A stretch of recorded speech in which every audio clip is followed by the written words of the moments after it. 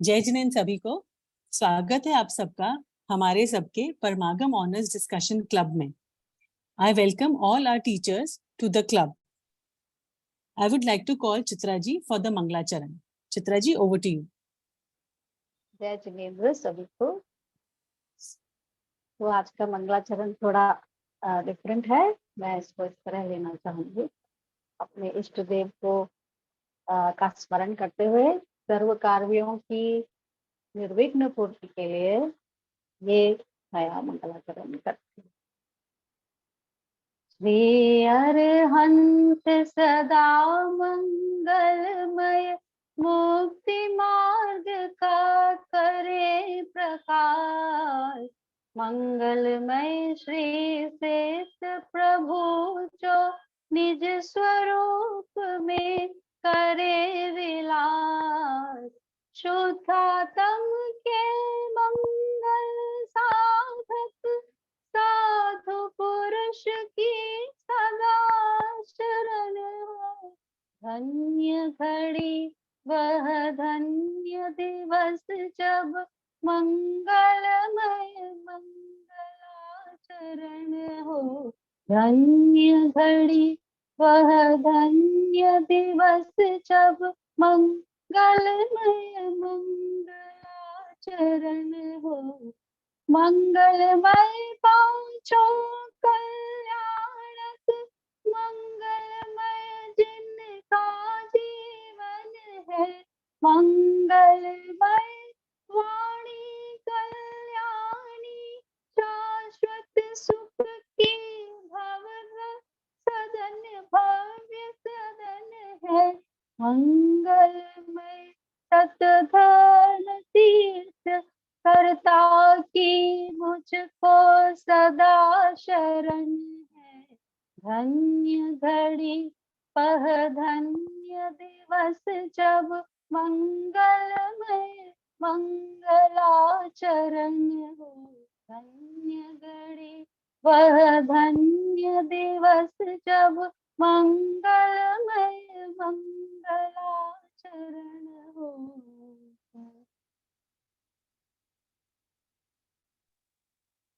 Thank you Chitra ji. आज के session को आगे बढ़ाने से पहले हम थैंक यू कहना चाहेंगे आप सभी का, जो हमें दिए गए व्हाट्सएप नंबर्स पर प्रोत्साहन भरे मैसेजेस भेजकर हमारा हौसला बढ़ाते हैं।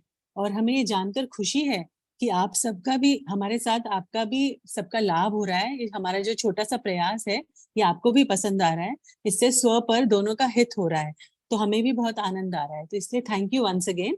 और अब आज का कि आप सब सैटरडे 8 बजे, सुबह 8 बजे जब बाकी दुनिया सो रही होती है, 8 बजे पंक्चुअली सब यहाँ पे उपस्थित होते हैं। तो अब आमंत्रित करना चाहूंगी निधि जी को कि वो आके बालबोध 2 के 2 चैप्टर्स की समरी दें। Over to you Nidhi ji. Thank you Tanu ji. जय जिनेंद्र सभी को। तो वाकई प्रयास तो लगता है सुबह 8 बजे नहा के बैठने में। चलिए तो शुरू करते हैं आज के लेसन्स की ओर, जो बालबोध भाग 2 के पाप और कषाय, ये 2 चैप्टर्स को आज हम ध्यान से देखेंगे। तो ये दोनों चैप्टर्स को जो कि प्रकाश छाबड़ा जी ने जो बहुत सुंदर स्लाइड्स की बनाई है, पीपीटीज बनाई है, उसके माध्यम से आज मैं प्रेजेंट करना चाहती हूँ। So here we go on our screen. I hope सबको दिख रही है। Is it clear? अभी हाँ, या इट्स क्लियर, या ओके, चलिए बढ़िया। तो भली भांति परिचित है इन 2 शब्दों से, पाप और कषाय, है ना। तो यही बात छोटे दादा ने, हरेली जी ने अपने कषाय वाले पार्ट में एक सरकाजम, एक छोटा सा एक स्टेटमेंट भी लिखा है। बात प्रबोध और सुबोध के बीच चल रही है और उन्होंने लिखा है कि अरे दिन रात तो करते हो और यह भी नहीं पता कि कषायें क्या होती हैं। तो ऐसी हालत अपनी है कि दिन रात तो करते हैं, लेकिन इनका अपने को थोड़ा गहराई से स्वरूप अगर हम ख्याल करें तो डेफिनेटली इससे हमारा फायदा होगा और इनसे थोड़ा सा हमें छुटकारा मिलेगा। तो मतलब जानते हैं, करते हैं दिन रात, तो और क्या आवश्यकता, बिल्कुल यही आवश्यकता है इनको जानने की, इनको एक बार बैठ के समझने की, थोड़ी और गहराई से इनको जानने की। मोटा मोटी तो हमारे 6-7 साल के बच्चों को भी पता है कि कषाय क्या है, पाप क्या है, कितने तरह के होते हैं, रटे हैं बिल्कुल, है ना। तो आज थोड़ी हम गहराई से जानने का एक छोटा सा प्रयास करेंगे। तो ये जब बाल बोध में पाठ शुरू होता है तो पिता और पुत्र के संवाद से ही शुरू होता है ये वाला जो पाप वाला पाठ है। तो क्या है पाप, है ना? तो उसकी परिभाषा आई है कि दुख का कारण बुरा कार्य ही पाप है। दो परिभाषाएं आई हैं कि दुख का कारण ही बुरा कार्य, दुख का कारण बुरा कार्य, मतलब कुछ हम ऐसे एक्शंस हमारे जिससे कि हमको या तो तुरंत या तो कुछ समय पश्चात दुख का वो हमारे कारण बनते हैं, वो पाप है। या जो जीव को खोटे मार्ग में डाल दे वह पाप है। बहुत सिंपल है ये डेफिनेशंस, हम देखते ही हैं, दूसरों की तो बहुत जल्दी दिख जाती है, आज अपनी प्रयास करेंगे देखने। पाप के भेद 5 बिल्कुल सिंपल, सबको मालूम है, बचपन से सीखते आ रहे हैं, हिंसा, झूठ, चोरी, कुशील, परिग्रह। अब ये तो ठीक है, अब एक प्रश्न आता है पुत्र का कि इनमें से सबसे बड़ा पाप कौन सा है पिताजी? तो कौन सा है सबसे बड़ा पाप? सबसे बड़ा पाप है मिथ्यात्व। अब ये वाला शब्द जो है इन 5 पापों में तो इसका नाम ही नहीं आता है, फिर ये कैसे आपने कह दिया कि सबसे बड़ा पाप है? तो मिथ्यात्व का कैसा कनेक्शन है पाप से, इसको अभी थोड़ा सा हम ध्यान से समझेंगे कि लोभ के वश होकर ही ये जीव पाप करता है। अभी हम कनेक्शन मिलाना चाह रहे हैं मिथ्यात्व का पाप से, लेकिन अभी एक नया शब्द आ गया, लोभ। तो लोभ के वश होकर ही ये जीव पाप करता है। कैसे करता है? देखिए, जितनी हिंसा है ना हमारे जीवन में, चाहे आरंभ घर गृहस्थी के संबंध में हो या भावों की हिंसा, ये हमें किसी ना किसी लोभ के कारण हो रही है। तो हिंसा लोभ के कारण, मतलब पीछे जो एक अभिप्राय में कोई लोभ हमारे पड़ा होता है। फिर झूठ भी लोभ से ही बोला जाता है ना? फिर चोरी में भी तो लोभ प्रकट ही दिखाई देता है हमको। कुशील में भी लोभ छुपा हुआ है किसी तरह का, और परिग्रह तो साक्षात ही लोभ का प्रकट रूप देखा जाता है। तो इस तरह इन 5 पापों के पीछे ये लोभ जो है ना, ये बड़ा कारण है। यही कारण है कि लोभ के वश होकर ये जीव पाप करता है। अब देखेंगे कि ये लोभ जो है, इसको क्योंकि इसके वश होकर जीव पाप करता है, तो हमने कहा कि लोभ पाप का बाप है। हम अपनी 10 लक्षण की जब पूजा करते हैं उसमें भी तो पढ़ते हैं ना, लोभ पाप को बाप बखाना, है ना? तो पाप का बाप मतलब जिससे पैदा हो रहा है लोभ, वो कौन है? जिससे पैदा हो रहा है पाप, वो क्या है? लोभ। लेकिन मिथ्यात्व का क्या रिलेशन है पाप से? तो मिथ्यात्व पाप का दादा है, मतलब लोभ से भी बढ़ के कोई चीज है ना, जिसके कारण वो लोभ हो रहा है और जिसके कारण वो पाप हो रहा है। तो एक्चुअली ये सब क्यों समझना है हमको? देखिए, जब हम एक ट्री को देखते हैं ना, बहुत नरिश हो रही हो, बड़ी सुंदर सुंदर उसमें फल फूल उग रहे हो, तो हम वो देखते हैं रिजल्ट, वो कार्य है। वो ट्री नरिश कहाँ से हो रहा है? रूट से, वो दिखाई नहीं देती हमको, है ना? अब उसी फलते फूलते वृक्ष में अगर कोई कीड़ा लग जाए और उसके फूल और फल जो है वो झड़ने लगे, और आप ऊपर ऊपर उसमें कुछ काम कर दो कि भाई ये कीड़े चले जाएं या जो भी जैसा भी, तो क्या उसकी बीमारी हट जाएगी? नहीं हटेगी। अगर रूट कॉज मतलब तकलीफ जड़ में है तो ऊपर फल कैसे आएंगे? सही। तो मिथ्यात्व जो है ना, वो रूट कॉज है हमारे सारे पापों का और सारी कषायों का। इसलिए हमको काम फोकस हम हमारा आज का जो है पाप समझने का वो या कषाय समझने का, वो है मिथ्यात्व। तो मिथ्यात्व पाप का दादा है और लोभ पाप का बाप है। मिथ्यात्व कहते किसे हैं? सभी को पता है कि उल्टी मान्यता को मिथ्यात्व कहते हैं। कौन सी उल्टी मान्यता? तत्व संबंधी उल्टी मान्यता। अभी लौकिक उल्टी मान्यता हम अज्ञानवश कुछ भी ऊपर नीचे कर सकते हैं, उसको बेसिकली मिथ्यात्व नहीं कहते। लेकिन अपने बारे में जो मेरी समझ है, मेरे अपने बारे में उसकी समझ में जो विपरीतता है, उसे मिथ्यात्व है। कैसे? कि हूं तो मैं जीव, लेकिन समझ रहा हूं खुद को शरीर, है ना? ये हमारी उल्टी मान्यता है अपने बारे में। और सुख है स्वयं के अंदर, मेरा गुण है, मेरी आत्मा का गुण है ये सुख, लेकिन मैं कहाँ ढूंढ रहा हूँ? पर में ढूंढ रहा हूँ, पर के भोगों में ढूंढ रहा हूँ, पंचेंद्रिय के विषय के भोगों में ढूंढ रहा हूँ। इस तरह ये हमारी अपने संबंध में उल्टी मान्यता है। अब यहाँ तो नहीं आया, देखिए कितना सुंदर शब्द का इन्होंने मीनिंग दिया हुआ है। मिथ्या मतलब होता है झूठा। जैसे हम कहते हैं ना, नहीं नहीं तुम्हारे वचन मिथ्या है, मतलब झूठे हैं तुम्हारे वचन, और तुवा लगा दिया तो उसमें उसमें पना, उसमें मान्यता, मतलब उल्टी मान्यता हो जाएगा मिथ्यात्व का मतलब।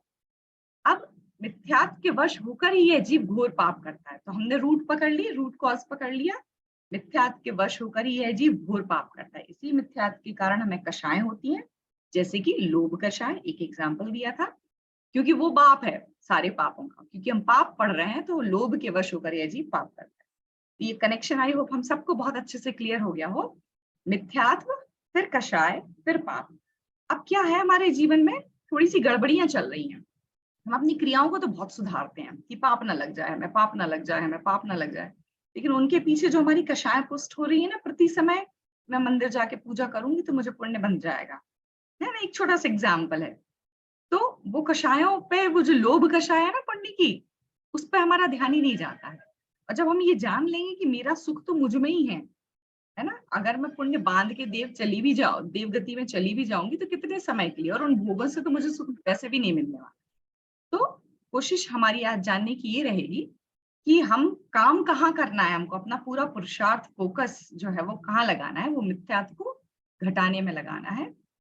कषाय और पाप तो उनके एक्शंस हैं, और इसको डिटेल में अभी हम समझेंगे। अब ये जो मिथ्यात्व वर्ड आया है ना, ये अगर देखें तो इसके कई सारे भेद हैं जो अभी हमारे पास इस स्लाइड में तो नहीं है, लेकिन आपको ख्याल आ जाए और आप उसको और आगे रिसर्च करो तो बहुत आनंद आएगा मिथ्यात्व को समझने में।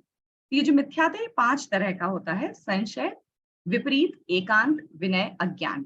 ये पांचों मिथ्यात्व के नाम, अगर हम में से कई लोग हैं यहाँ जो आलोचना पाठ रोज पढ़ते होंगे तो उसमें आता है ना, विपरीत, एकांत, विनय के, संशय, अज्ञान, कुनय के, तो वहां से हम ये समझ सकते हैं। तो ये मिथ्यात्व 5 तरह का होता है, और इनको आप डिटेल में बिल्कुल रिसर्च कीजिए। हमारे पास कुछ नोट्स होंगे, विल शेयर इट। अब गृहीत और अगृहीत टाइप का भी होता है मिथ्यात्व। तो गृहीत अगृहीत मिथ्यात्व भी हमको बहुत अच्छे से मालूम है, आगे और डिटेल में आने वाला है। गृहीत मिथ्यात्व कौन सा, जो हम इस भाव में आकर हमने और जो नया नया ग्रहण किया है ना, जो जितना भी कि ये मतलब देवशास्त्र गुरु के बारे में जो हमारी उल्टी मान्यता है, वो हमारा गृहीत मिथ्यात्व। अगृहीत मिथ्यात्व तो हमारा अनादि से कभी उसको ब्रेक ही नहीं मिला है, क्योंकि हम अनादि से स्वयं को क्या मान रहे हैं, शरीर, तो वो हमारा अग्रहीत मिथ्यात्व। इस तरह से मिथ्यात्व का थोड़ा सा ये एस्पेक्ट हमने समझा। तो मिथ्यात्व के वश होकर ही यह जीव घोर पाप करता है, इसलिए मिथ्यात्व सबसे बड़ा पाप है। रूट कॉज इज मिथ्यात्व। मिथ्यात्व को छोड़कर ही जीव घोर पाप को छोड़ सकता है। बिल्कुल, पाप तो क्या है, फ्रूट्स और फ्लावर्स एंड ट्री के। मिथ्यात्व जो है हमारा वो जड़ है, तो उसको छोड़कर ही उससे बचा जा सकता है। अब हम देखेंगे इन 5 पापों के स्वरूप को बहुत फटाफट पिक्चर्स के थ्रू। हिंसा, तो हिंसा के पिक्चर्स आप सबको दिखाई दे रहे होंगे। ये तो बहुत प्रकट हिंसा है, कोई भी कह देगा ये हिंसा है, लेकिन जो हमारे घर गृहस्थी में चलती हैं हिंसाएं, उसका भी एक स्वरूप बताया गया है। अब ये हिंसा होती कितने प्रकार की है, द्रव्य हिंसा और भाव हिंसा। द्रव्य हिंसा किसे कहा, बहुत सुंदर परिभाषा है, हमको बिल्कुल बाय हार्ट होनी चाहिए। किसी जीव को मारना, सताना या उसका दिल दुखाना द्रव्य हिंसा, दिल दुखाने को भी द्रव्य हिंसा कहा, ठीक है। तो किसी जीव को मारना और सताना, मारना एक्चुअली हम क्या है, मोटा मोटी किसी जीव का घात हो जाए, मतलब उसका प्राण चले जाए, उसका आयु उसकी छिद जाए, हम उसको मोटा मोटी हिंसा कहते हैं। लेकिन उसको सताना, उसके मजे लेना अपने स्वार्थ के लिए, है ना, वो, और दिल दुखाना, इसको कह दिया हमने द्रव्य हिंसा। दिल दुखाना जी भाव हिंसा नहीं है, द्रव्य हिंसा है ना। और तो इस बात पे आप हमारा ध्यान जाना चाहिए। अब भाव हिंसा किसे कहते हैं, जो भाव हिंसा की परिभाषा आई है ना, ये सबसे बड़ा यूनिक जो हम कहेंगे पॉइंट है हमारे जैनिज्म का, कि जहां पूरी दुनिया की हिंसा की जो एक्सप्लेनेशन पूरी दुनिया देती है, जहाँ खत्म हो जाती है ना, वहां से हमारी शुरू होती है। तो पुरुषार्थ सिद्धि उपाय में आचार्य अमृत चंद्र देव ने हिंसा की परिभाषा दी है कि आत्मा में उत्पन्न होने वाले मोह राग द्वेष के परिणाम ही भाव हिंसा। क्या है, हमारी सबसे मेरी अपनी वस्तु क्या है, मैं स्वयं, मेरी आत्मा। अब उसी में अगर मैंने राग द्वेष, उसी को ही सताया, उसका स्वभाव नहीं प्रकट होने दिया, अपने उस स्वभाव में नहीं रहे, है ना, तो उसमें ही आप क्या कर रहे हैं, अपनी आत्मा की हिंसा कर रहे हो। तो आत्मा में अगर मोह राग द्वेष के परिणाम आ रहे हैं तो आप भाव हिंसा कर रहे हैं, है ना? ये जो परिभाषा है ये वस्तु स्वतंत्र को बताती है, और ये बताती है कि भाई आप अपने लिए रिस्पॉन्सिबल हो, बाकी तो जो हो रही है ना चीजें बाहर में, उनका तो नैमित्तिक संबंध। तो इस तरह सभी कषाय हिंसा है, ये लिखा क्योंकि ये जो मोह राग द्वेष के परिणाम है कषाय है। हिंसा के अन्य प्रकार से क्या भेद है, ये भी हमको एक बार देखना बहुत जरूरी है। संकल्पी हिंसा, आरंभी हिंसा, उद्योगी हिंसा, विरोधी हिंसा, 4 तरह की होती है। एक बार जल्दी से अपन पढ़ के इनका स्वरूप देखते हैं। जानबूझकर मारने का भाव जो है, जानबूझकर मारने का भाव, जिसे वो शिकार को जाते हैं ना, इस तरह के भाव जो आते हैं उसको कहते हैं संकल्पी हिंसा। आरंभी हिंसा जो हम घर गृहस्थी में दिन रात करते रहते हैं, अभी अनाज लाए, कुछ भी लाए, साफ करना ही है ना, उसको धूप में सुखाना ही है ना, जो जीव आएंगे वो तो जाएंगे। घर में झाड़ू पोछा लगाया, उसमें जीव चले जाते हैं। तो इस तरह को जो गृह संबंधित कार्यों में होने वाली हिंसा, वो आरंभी हिंसा है। उद्योगी हिंसा, व्यापार आदि संबंधित कार्यों में होने वाली हिंसा। तो जो मतलब यहाँ उद्योगी हिंसा का मतलब वो नहीं कि आप बूचड़ खाना खोल रहे हो, उस तरह की डायरेक्ट हिंसा को हम तो संकल्पी हिंसा ही कह रहे हैं।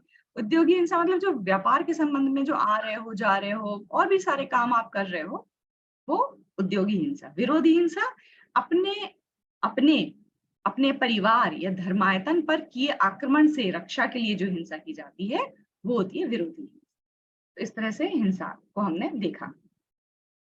अब ये जो हिंसा है, इसको थोड़ा और आगे हम इसको समझने की कोशिश करते हैं। जो छोटे दादा की एक बुक है अहिंसा महावीर की दृष्टि में, उससे मैंने कुछ पॉइंट्स लिए हैं। ये जो हिंसा है ना, ये होती कैसी है? ये मन वचन काय, कोई भी काम आप करोगे वो मन वचन काय, तीनों चीजें हमारी इन्वॉल्व होती हैं। तो जो काय हिंसा का है ना, काय हिंसा का स्वरूप ऐसा कि गवर्नमेंट ने भी रूल्स बना रखे हैं कि भाई कोई किसी को मारता है ना, तो उसको सजा हो जाती है। उसको कंट्रोल किसने कर रखा है? गवर्नमेंट ने। कुछ डर है हमारे अंदर, हम एकदम खुले होकर ऐसे मारते नहीं देखे जाते हैं, ठीक है ना। तो गवर्नमेंट के पास उसका प्रोविजन है, हम सब डरते हैं इस बात से। वचन की हिंसा को हमारा समाज जो है ना, वो एटिकेट्स और गुड मैनरिज्म के नाम पे रोकता है कि भी ना हो, अच्छे शब्द बोले, दूसरों का दिल ना दुखाए, है ना। वचन की हिंसा की बात हो रही है। लेकिन जो मन की हिंसा है ना, उसका कहीं कोई पकड़ ही नहीं है, कोई रोक टोक ही नहीं है। तो सबसे बड़ी प्रॉब्लम यही है कि हमको काम कहाँ करना है? मन पे करना है। क्यों करना है? क्योंकि हिंसा जो है ना, सबसे पहले पैदा मन में ही होती है। उसका बर्थ प्लेस जो है ना, वो मन ही है। फिर वो वचन में आती है, वो बॉटल अप होती रहती है ना, फिर वो वचन में आती है। और फिर जब वचन में आने के बाद फिर वो कब काय में आ जाती है, कब वो हम किसी एक्शन का रिएक्शन दे देते हैं, पता ही नहीं चलता। तो हमको जागृत रहना है और अपने मन में होने वाली जो हिंसा है उसके प्रति सजग रहना है। ऐसा इससे हम सीख सकते हैं। और अहिंसा को अच्छे से समझना है, जो बुक मैंने कहा हमने पढ़ी हुई है अपने परमागम ऑनर्स में, आप सभी पढ़िए, बहुत ही इंटरेस्टिंग है, बहुत पतली सी बुक। तो हिंसा संबंधी कुछ और बिंदु यहाँ पर हैं कि सावधानी पूर्वक चलते हैं अगर हम, और अगर जीवघात हो जाता है तो भी उसमें हमें हिंसा नहीं होगी। ये जो जितने बिंदु अभी आए हैं, ये सारे पुरुषार्थ सिद्धि उपाय में आचार्य अमृत चंद्र देव ने इतनी सुंदर व्याख्या की है, इतने सारे कॉम्बिनेशंस लिखे हैं कि अगर मतलब कि कैसे हिंसा होगी और कैसे नहीं होगी। मतलब डॉक्टर है, ऑपरेशन थिएटर में है, पूरी कोशिश कर रहा है मरीज को बचाने की, और वहां मरीज मर जाता है ना, उसकी आयु खत्म हो जाती है, लेकिन कोई उसको जेल नहीं ले जाता, क्योंकि इंटेंशन क्या है? इंटेंशन उसको बचाने का है ना। और यहाँ हम जैसे जीव जो अयत्नाचार पूर्वक रोड पे चल रहे हैं, इधर देख रहे हो उधर देख रहे हैं, मैं किसी को मारना नहीं, हम तो अपना मजे में घूम रहे हैं, पैर से ठोकर लग गई, चूहा, बिल्ली, कुत्ता कुछ पड़ा हुआ है, कुछ नहीं दिखाई दे। तो बहुत बड़े बड़े जीव हैं, छोटे छोटे जीव भी हमको दिखाई नहीं देते, घास पर चल रहे हैं, रौंदते हुए जा रहे हैं। तो इस तरह हमारा इंटेंशन नहीं है मारने का, लेकिन क्योंकि हमारी अयत्नाचार प्रवृत्ति है, हमारा प्रमाद है, मजे में चल रहे हैं हम, तो वहां हर समय नए भी जीव मर रहे हैं तो भी वहां हमको हिंसा लग रही है। बस वही ये पॉइंट्स कहना चाह रहे हैं कि सावधानी पूर्वक चलते हैं तो जीवघात होने पर भी हिंसा नहीं, और असावधानी पूर्वक चलते हैं तो जीवघात न होने पर भी हिंसा लगती है। ये जो ऊपर वाली हिंसा ना, ये हमारे मुनियों को मतलब क्योंकि हमारे मुनि सावधानी पूर्वक चलते हैं, नग्न दिगंबर मुनि, तो उनको इस तरह का कहा है कि उनको हिंसा नहीं होती। और हम हैं, हमारा कोई नियम धर्म तो है नहीं कि हम चार हाथ जमीन देखकर चलें, तो हमको हर समय इस तरह की हिंसा का जो है पाप लग रहा है। अब आते हैं हम झूठ की तरफ। सबको पता है झूठ बोलना बुरी बात है ना। झूठ कहते किसे हैं? झूठ या असत्य, अप्रशस्त वचन, अप्रशस्त 3 शब्दों से मिलकर बना है। अ मतलब नहीं, अच्छे, और वचन। इस तरह से जो वचन अच्छे नहीं है वे झूठ है। क्या परिभाषा आई है बालबोध में? जो जैसा देखा, जाना, सुना हो वैसा ही ना कहकर अन्य प्रकार से कहना तो झूठ है ही, है ना। ये तो इसको हम झूठ कह ही देते हैं। लेकिन बिना समझे जैसा देखा सुना हो वह कहना भी झूठ। एक लेयर और अंदर गए, है ना, कि भाई हमने देख लिया, सुन लिया और जान लिया, वैसा का वैसा कह भी दिया, लेकिन हमने समझा नहीं उस बात को और हमने कह दिया, तो वह कहना भी झूठ है। तो इसलिए सत्य बोलने के लिए सत्य को जानना बहुत जरूरी है। असत्य के भेद, बहुत सुंदर आई है यहाँ पे चर्चा, मैं जल्दी से आपका ध्यान यहाँ पर ले जाना चाहती हूँ। है और कहना कि नहीं है, असत्य के भेद हम एक बार देखेंगे, है ना। कोई चीज है और हमने ये कह दी कि नहीं है, तो ये क्या हो गया, ये झूठ हो गया। नहीं है और ये कह देना कि है, ये भी झूठ हो गया। जो है उसे अन्य प्रकार से कह देना, घुमा फिरा के बात कर दी, तो वो भी झूठ है। निंद या नीच वचन बोलना, है ना, जो सभ्य पुरुषों के द्वारा नहीं इस्तेमाल होने चाहिए, ऐसे वचनों को बोलना भी झूठ की श्रेणी में आ गया। अप्रिय वचन, किसी को बुरे लग रहे हैं वो वचन बोलना भी झूठ है। पाप संयुक्त वचन, ये सब भी झूठ है। तो गृहस्थ कैसे वचन नहीं बोलता, गृहस्थ स्थूल असत्य, स्थूल असत्य ना मोटा मोटी असत्य, जिसके 6 वेद ऊपर हमने देखे, वो नहीं बोलता। ऐसा सत्य जिससे स्वयं व दूसरे पर आपत्ति आ जावे, ऐसा भी सत्य हमको नहीं बोलना है। तो बहुत फाइन लाइन है, बोलने के समय हमको बहुत सावधानी रखनी है।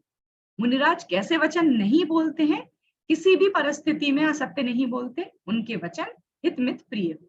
ये हमने सत्य और असत्य वचनों का स्वरूप। अब आगे बढ़ते हैं चोरी।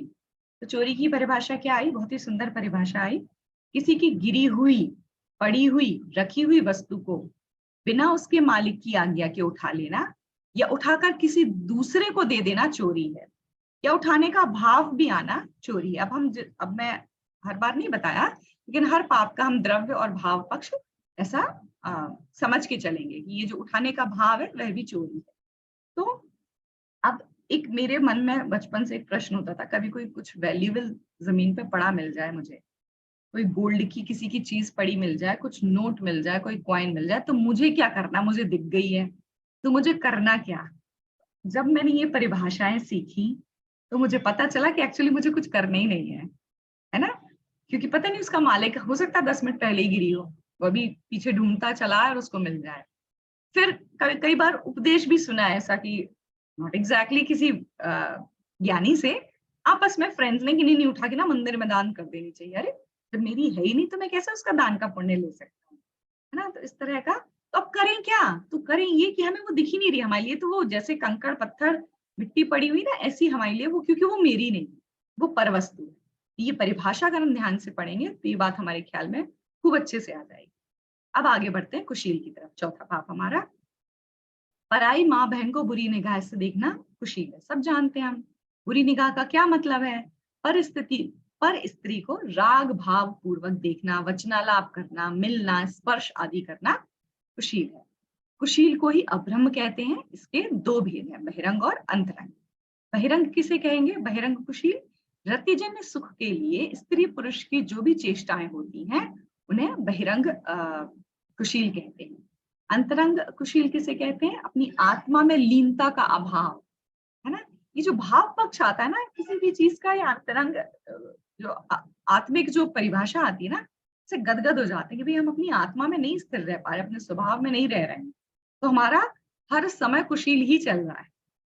भले हम इस तरह की क्रियाएं करते हुए देखे जाएं, इस तरह के हमारे भाव मन में भी नहीं आ रहे हैं, लेकिन क्योंकि हम हमारी आत्मा में लीनता नहीं है, उसका अभाव है, तो हमारा कुशील ही चल रहा है। अब इस शब्द का अर्थ भी देख लेंगे कि अब्रह्मचर्य मतलब नहीं, ब्रह्म मतलब आत्मा, चर्य नहीं लीनता। कहाँ से आई ये ब्रह्मचर्य की डेफिनेशन, ये यहाँ से आई, मतलब ये जो अंतरंग ब्रह्मचर्य हम जो देख रहे थे उसका, तो आत्मा में लीनता का नहीं होना ही अब्रह्मचर्य। 5वां पाप परिग्रह। अच्छा, एक कुशील के बारे में, एक अपन की आज के जो समसामयिक है उसके बारे में मैं कहना चाहती हूँ। अगर हमारे टेलीविजन और स्क्रीन दिख रही है ना, नेटफ्लिक्स दिख रहा है, सभी देखते हैं, तो हमारा कुशील और पुष्ट हो रहा है। वैसे ही पैदाइशी हमको ये सीखना नहीं होता है, और इन सब बाह्य निमित्तों को, इन सब 9 कारणों को मिला के हम इसको और गाढ़ा बना रहे हैं। तो विचार करने का एक ये बिंदु जरूर है, हमको करना क्या चाहिए। अब आगे बढ़ते हैं परिग्रह की ओर। तो परिग्रह का क्या मतलब, सबको पता है, खूब ढेर है, हम जीनियों के पास थोड़ा ज्यादा ही होता है। रुपया, पैसा, मकान आदि को जोड़ना, इसको परिग्रह कहते हैं, या उसको जोड़ने का भाव रखना। अथवा किसी भी पर वस्तु को अपनी मानना परिग्रह। तो मोटा मोटी तो हम सभी कहते हैं कि भाई हमारे पास ज्यादा परिग्रह नहीं है, हमको अपने घर में देखें अगर तो बहुत सामान है, हर अलमारी भरी हुई है, भले हमारे इस्तेमाल की वस्तु है या नहीं। तो अब हम और कॉन्शियस हो जाएंगे। अब इस परिग्रह के हम भेद देखते हैं। कितने तरह का होता है? बहिरंग और अभ्यंतर। बहिरंग 10 तरह का, अभ्यंतर 14 तरह का। बहिरंग परिग्रह के क्या भेद हैं? क्षेत्र यानी जमीन, मकान, सोना चांदी, दास दासी, धन मतलब जो पशुधन होता है वो, धान्य, वस्त्र और बर्तन। इस तरह से 10 हो गए परिग्रह जो बाहर मोटा मोटी हमको दिखाई दे रहा है। अब अभ्यंतर परिग्रह बहुत ही विचित्र है। पहली बार सुना था तो हमने कहा अच्छा ऐसा भी कुछ हो सकता है। तो सबसे बड़ा शुरू जहां से होता है 14 अभ्यंतर या अंतरंग परिग्रहों में, वहां पहला स्थान प्राप्त किया मिथ्यात्व। फिर हमारी 4 कषाएं आगे वाले हम लेसन में पढ़ने वाले हैं, और उसके बाद 9 कषाएं। सबका स्वरूप हम वहां समझेंगे। तो अभ्यंतर परिग्रह के भेद, इनका नाम भी लिख दिया, वहां नंबर लिखे थे, यहाँ नाम आ गए। आगे बढ़ते हैं। अब प्रश्न आता है कि मिथ्यात्व और कषाएं ये परिग्रह कैसे कह दिया आपने, है ना? ये मिथ्यात्व कषाएं अभी हमने देखे ना, अभ्यंतर परिग्रह के भेद हैं। तो अभ्यंतर परिग्रह आपने इसको कैसे कह दिया? तो ये ना, इसको समझने के लिए हमको ये समझना पड़ेगा कि हमारे आत्मा के स्वभाव नहीं है। मेरा तो सिर्फ मेरा आत्मा है ना? उसके अलावा जितनी भी पर मान्यता में भी अगर मेरे ये बात है, उल्टी बात है, तो वो भी मेरा परिग्रह होगी, है ना? तो आत्मा के ये स्वभाव नहीं है, यानी ये मेरे नहीं है, फिर भी मैं इनका पोषण करता हूँ दिन रात, यानी मैं इन्हें मानता हूँ। कभी डिसिप्लिन के नाम पर क्रोध को मैं भला मानता हूँ, कभी स्वाभिमान के नाम पे मान को भला मानता हूँ, चतुराई के नाम पे माया को भला जानता हूँ, और मितव्ययिता के नाम पर लोभ को भला जानते हैं। तो ये हम पोष रहे हैं दिन रात अपने मिथ्यात्व और कषायों को, इसलिए ये भी परिग्रह है। और जो भी सिद्धों के पास नहीं है वो सब परिग्रह है। सिद्ध भगवान के पास क्या है? केवल उनका आत्मा है ना? तो ये सब चीजें क्योंकि आत्मा से भिन्न है, इसलिए, और हमारे पास ये भी हैं, इसलिए सब परिग्रह हैं। परिग्रह पर विशेष विचार। बहिरंग है तो अभ्यंतर है ही। यहाँ पे हमको मायाचारी नहीं करनी है, चतुराई नहीं दिखानी है। बहिरंग अगर हमारे पास दिख रहा है और हम मन में कहे नहीं मेरा तो कुछ मतलब ही नहीं है, तो ऐसा हमें उल्टा काम नहीं करना है। बहिरंग अगर दिख रहा है तो इसका मतलब है अभ्यंतर है। कितना आपका उससे प्रगाढ़पना है, उसकी रेंज है, कैसे आप उसके बिना नहीं रह सकते और कैसे उसके बिना भी चला लेते हो। लेकिन अगर बहिरंग है तो अभ्यंतर है ही। बहिरंग ना हो तो भी अभ्यंतर हो, जैसे गरीब व्यक्ति नहीं है उसके पास बहुत ज्यादा कुछ देखने को, लेकिन मन में तो बहुत सारी चाह है, उसके अभ्यंतर है। पाप से कैसे बचना है? हमारा आज का उद्देश्य था पाप समझने का, कि मिथ्यात्व और कषायों को छोड़ेंगे तो हम पापों से बचेंगे। अब मैं यहाँ थोड़े से सेकंड्स लूंगी आपको दोबारा स्क्रीन शेयर करने के लिए। आगे बढ़ेंगे हम अपने कषाय वाले पाठ की ओर। Just a minute. तो कषाय भी अब हम जानते ही हैं सभी, और कषाय के 4 प्रकार, क्रोध, मान, माया, लोभ, इनको भी अब हम देखेंगे थोड़ा सा, और उसके बारे में जो प्रश्न आए हैं उसको भी अपन यहीं पे देखेंगे। सबको दिखाई दे रही है स्क्रीन कषाय वाले पाठ की? तो कषाय कषाय कहते किसे हैं? बहुत सुंदर परिभाषा आई है, 3 परिभाषा आई है बालबोध में। जो आत्मा को कसे अर्थात दुख दे उसको कहते हैं कषाय। और कसे मतलब जैसे कोई हम जूता पहन ले जो तंग हो जाए, जो काटे हमें, ऐसे ऐसे मैंने अपने को समझाया है। कसे का क्या मतलब?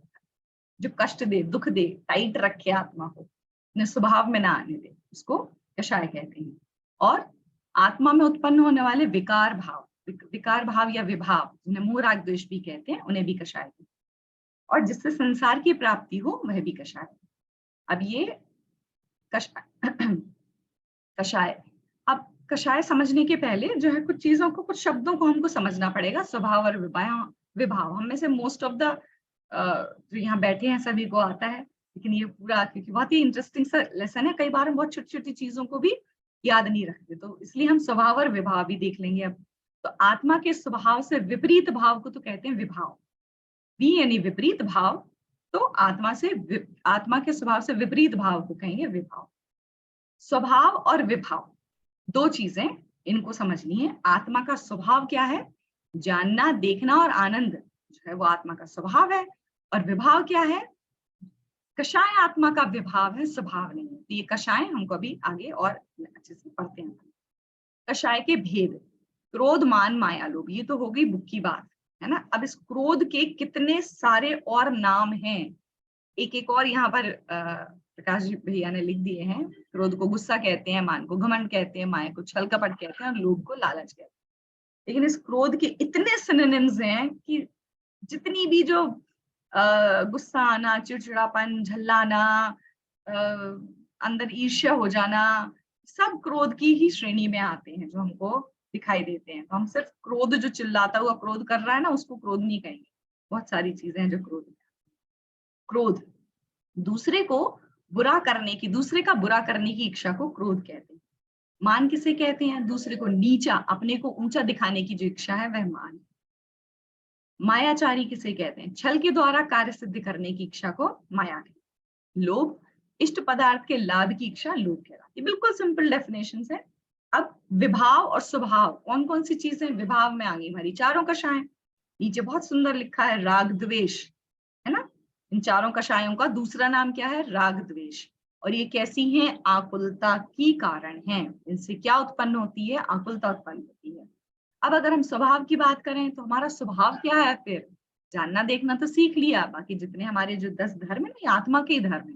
ये हमारे क्षमा, मार्दव, आर्जव, शौच, ये सब हमारा स्वभाव है। ये हमको आनंद की प्राप्ति कराता है और इसी का दूसरा नाम है निराकुल।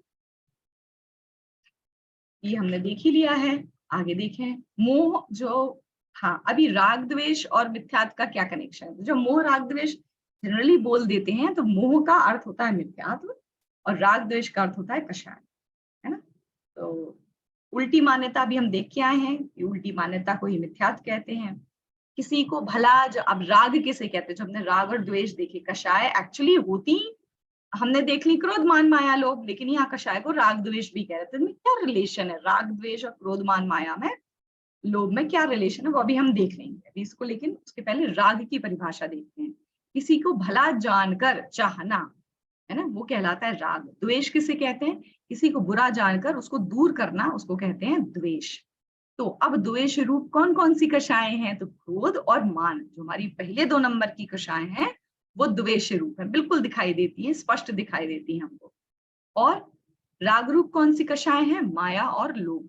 मतलब हमारा जो मायाचारी और लोभ है ना, ये हमको अच्छे लगते हैं, इसलिए इनको राग की श्रेणी में रखा।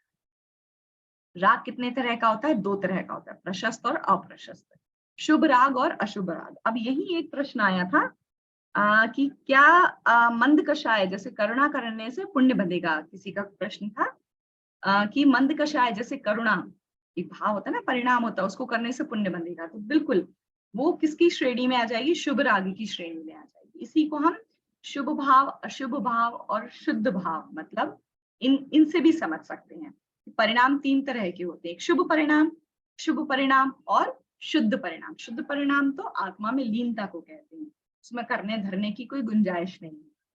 लेकिन जो शुभ राग है, मतलब जितना भी हमारे को देवशास्त्र गुरु के प्रति बहुमान आ रहा है, जितने भी हमारे जीव दया के परिणाम आ रहे हैं, जितने भी हमारे दान इत्यादि के भाव आ रहे हैं, स्वाध्याय के भाव आ रहे हैं ना, ये जो हम क्रियाएं करेंगे, ये सब क्या किसके वश होकर करेंगे? हम शुभ राग। और निश्चित रूप से शुभ राग का फल जो है वो पुण्य ही है, ठीक है ना। तो मंद कषाय को ही शुभ राग कहेंगे और उसी को उससे पुण्य बंधेगा, ये बात बिल्कुल स्पष्ट है। अब कषाय के कितने भेद होते हैं? कषाय के हमने मोटा मोटी भेद क्रोध, मान, माया, लोभ देख लिए।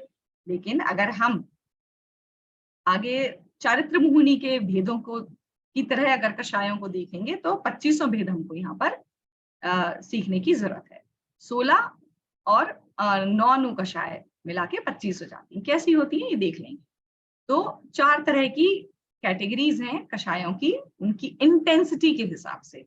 अनंतानुबंधी, अप्रत्याख्यानावरण, प्रत्याख्यानावरण और संचलन। हम सबने सुनी है, सबको याद ही होंगी, फिर भी एक बार हम यहाँ इनको दोहराते हैं।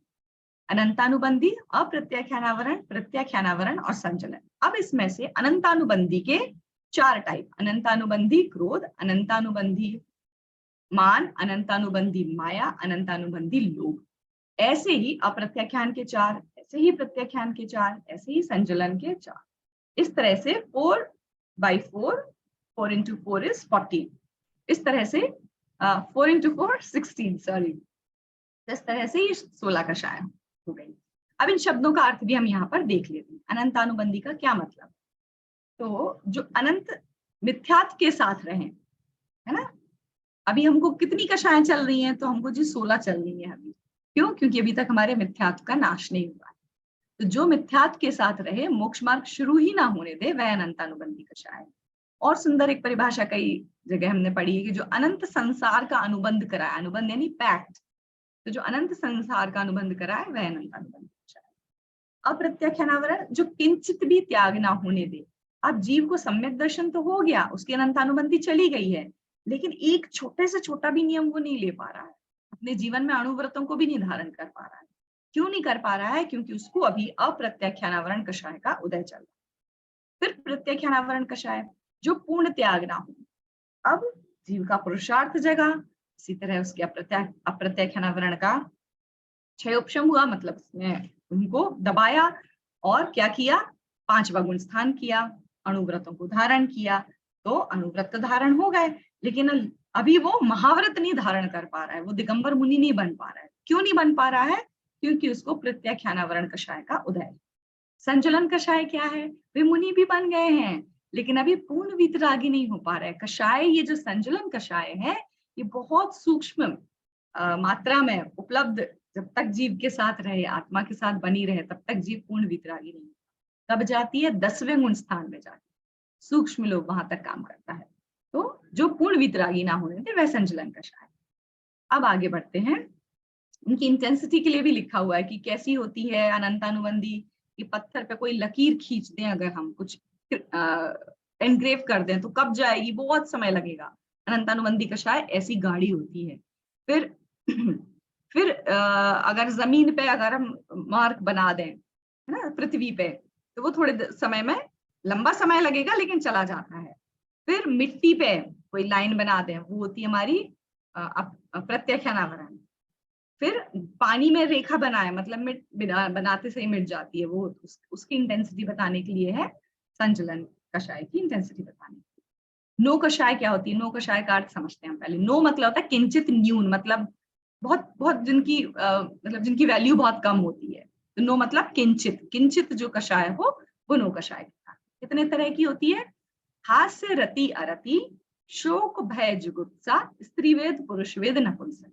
तरह से 9 तरह की, 9 टाइप्स की नो कषाय होती है। तो 16 और 9 मिला के होगा हमारे 25। तो इस तरह कषाय के 25 भेद आज हमने देखे।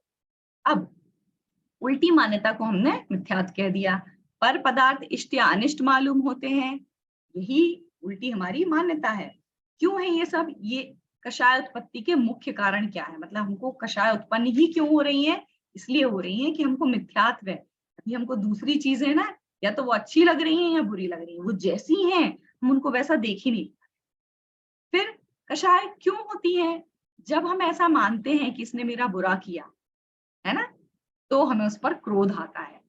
जब हम ऐसा मानते हैं कि दुनिया की सारी वस्तुएं मेरी हैं, इनका स्वामी मैं ही हूं, तो हमें मान होता है। ध्यान दीजिएगा, इन सब परिभाषाओं में जब हम ऐसा मानते हैं, ऐसा है नहीं। ये जो जब हम ऐसा मानते हैं, ये हमारा मिथ्यात्व है। जब ऐसा मानते हैं तभी हमको ये क्रोध हो रहा है, तभी हमको ये मान हो रहा है। फिर जब हम ये मानते हैं कि छल कपट से मेरा काम सिद्ध हो जाएगा, तो मायाचारी। फिर किसी वस्तु को देखकर उसकी प्राप्ति की इच्छा होना, लोभ है। इन सबका जो रूट कॉज है वो हमारी गलत मान्यता है। हमारा जो बिलीफ सिस्टम है वो शुरू से ही, उसकी नींव ही गलत है। इसलिए उसके बाद जो भी हमारी फीलिंग्स में आता है वो गड़बड़ होता है। फिर जो हमारा एक्शन होता है वो तो गड़बड़ फिर होना ही है।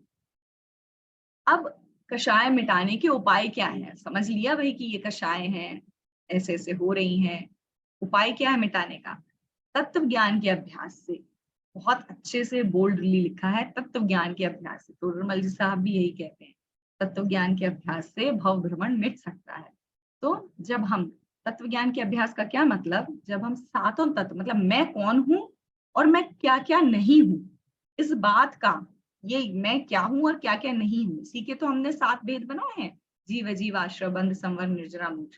9 पदार्थ कह लें तो पुण्य पाप भी उसमें आ जाते हैं। जब हम इनका हम बहुत अच्छे से स्वरूप समझते हैं, सीखते हैं, अभ्यास करते हैं। देखिए अभ्यास लिखा है, तत्व ज्ञान की जानकारी नहीं लिखी है। अभ्यास मतलब उसको बार बार हैमरिंग होनी है, उसको बार बार आपको, आप फेल होगे फिर आपको भेद विज्ञान करना है, फेल होगे फिर भेद विज्ञान करना है, क्योंकि उदय के हिसाब से तो चीजें होंगी ही। आपको उदय के हिसाब से क्रोध आएगा ही, उदय के हिसाब से हमको चारों कषाय होंगी, लेकिन उस काल में हमको अभ्यास करना है, जो हमने सीखा है, जो हमने जाना है, उससे तुरंत वहां भेद विज्ञान करना है। तो इसलिए अभ्यास शब्द पे ध्यान देंगे हम कि तत्व ज्ञान के अभ्यास से पदार्थ जब ना तो अनुकूल मालूम होंगे और ना प्रतिकूल मालूम होंगे, तब ये कषाय मिटे। तो इस तरह से ये लेसन हमारा जो है वो खत्म हुआ। तो पाप और कषायों का स्वरूप हमने जाना, और यह भी जाना कि एक और बात जो मैं आपका ध्यान ले जाना चाहती हूँ कि जो पाप है ना, ये एक्शंस हैं, जैसा कि हमने ट्री वाले एग्जाम्पल से बताया। तो ये पाप जो है ना, ये कार्य हैं, और कषाय जो है वो है कारण। पाप से क्या होगा, क्षणिक कर्म बंधन होगा, लेकिन ये जो कषाय हैं ये हमें अनंत संसार तक रुलाती हैं। तो करना क्या है कि छोटे छोटे जो प्यादे हैं ना, इनको मारने में नहीं एनर्जी वेस्ट करनी है, हमको टारगेट करना है क्वीन पे, चेकमेट करना है क्वीन का, तो हम जीत सकते हैं। अब जो प्रश्न आए थे, एक ये आया था कि कषाय परिग्रह पंचेंद्रियों में ही देखा जाता है। पूरा क्वेश्चन मैं रीड कर सकती हूँ? मैं रीड करती हूँ। जी। ये क्वेश्चन आया था कि कषाय जो है, कषाय और परिग्रह पंचेंद्रिय जीवों में दिखता है, पर उनका जो है प्रेजेंस लोअर जीव जैसे एक इंद्रिय में हम कैसे समझें, ये क्वेश्चन था। हाँ, ये क्वेश्चन था। तो देखिए, जब हम जीव कांजी पढ़ रहे थे ना, तो एक हमने मार्गणा पढ़ी थी, संज्ञा मार्गणा, है ना।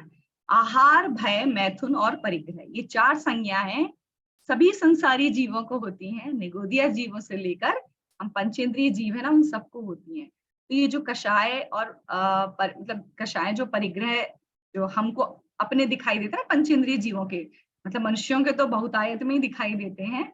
बाकी हम अगर कुत्तों को भी देख लें या गायों को भी देख लें, तो उनके भी जीवन में परिग्रह और उनके जीवन में वो इमोशंस दिखाई देते हैं। अब एक इंद्रिय का तो दिखाई नहीं देता, नहीं, एक इंद्रिय का दिखाई नहीं देता, लेकिन वो अपनी शक्ति अनुसार वो कषाय कर रहे हैं, है ना। और परिग्रह आप देखिए, चींटी को भी कुछ दाना तो नहीं कह सकते, कुछ कलेक्ट करती रहती है वो पूरे टाइम, वो जो व्हाइट व्हाइट लगा दिखाई देता है। ये जितने प्लांट्स हैं जिनके रूट्स में फूड एक्यूमुलेट हो जाता है, जो आलू प्याज गाजर जैसे, ये क्या है, ये परिग्रह संज्ञा का परिणाम है। तो हर जीव जो है, संसारी जीव, ये 4 संज्ञाओं से सहित होता है, आहार, भय, मैथुन और परिग्रह। तो दिखाई दे रहा है पंचेंद्रिय का, लेकिन होता ये एकेंद्रिय से लेके पंचेंद्रिय तक। फिर एक और प्रश्न आया था कि क्या कषाय कम करने से पाप कम होगा। बिल्कुल, कषाय कम करने से पाप कम होगा। कषाय कैसे कम होंगी, उसका हमने बहुत अच्छा स्वरूप देख ही लिया है। भी अपना सबसे ज्यादा हमको जो हैमरिंग है, जो सबसे ज्यादा हमको कोशिश है, वो तत्व ज्ञान करना है, उसका अभ्यास करना है, ताकि हमारा मिथ्यात्व जो है उसका हमारा नाश हो।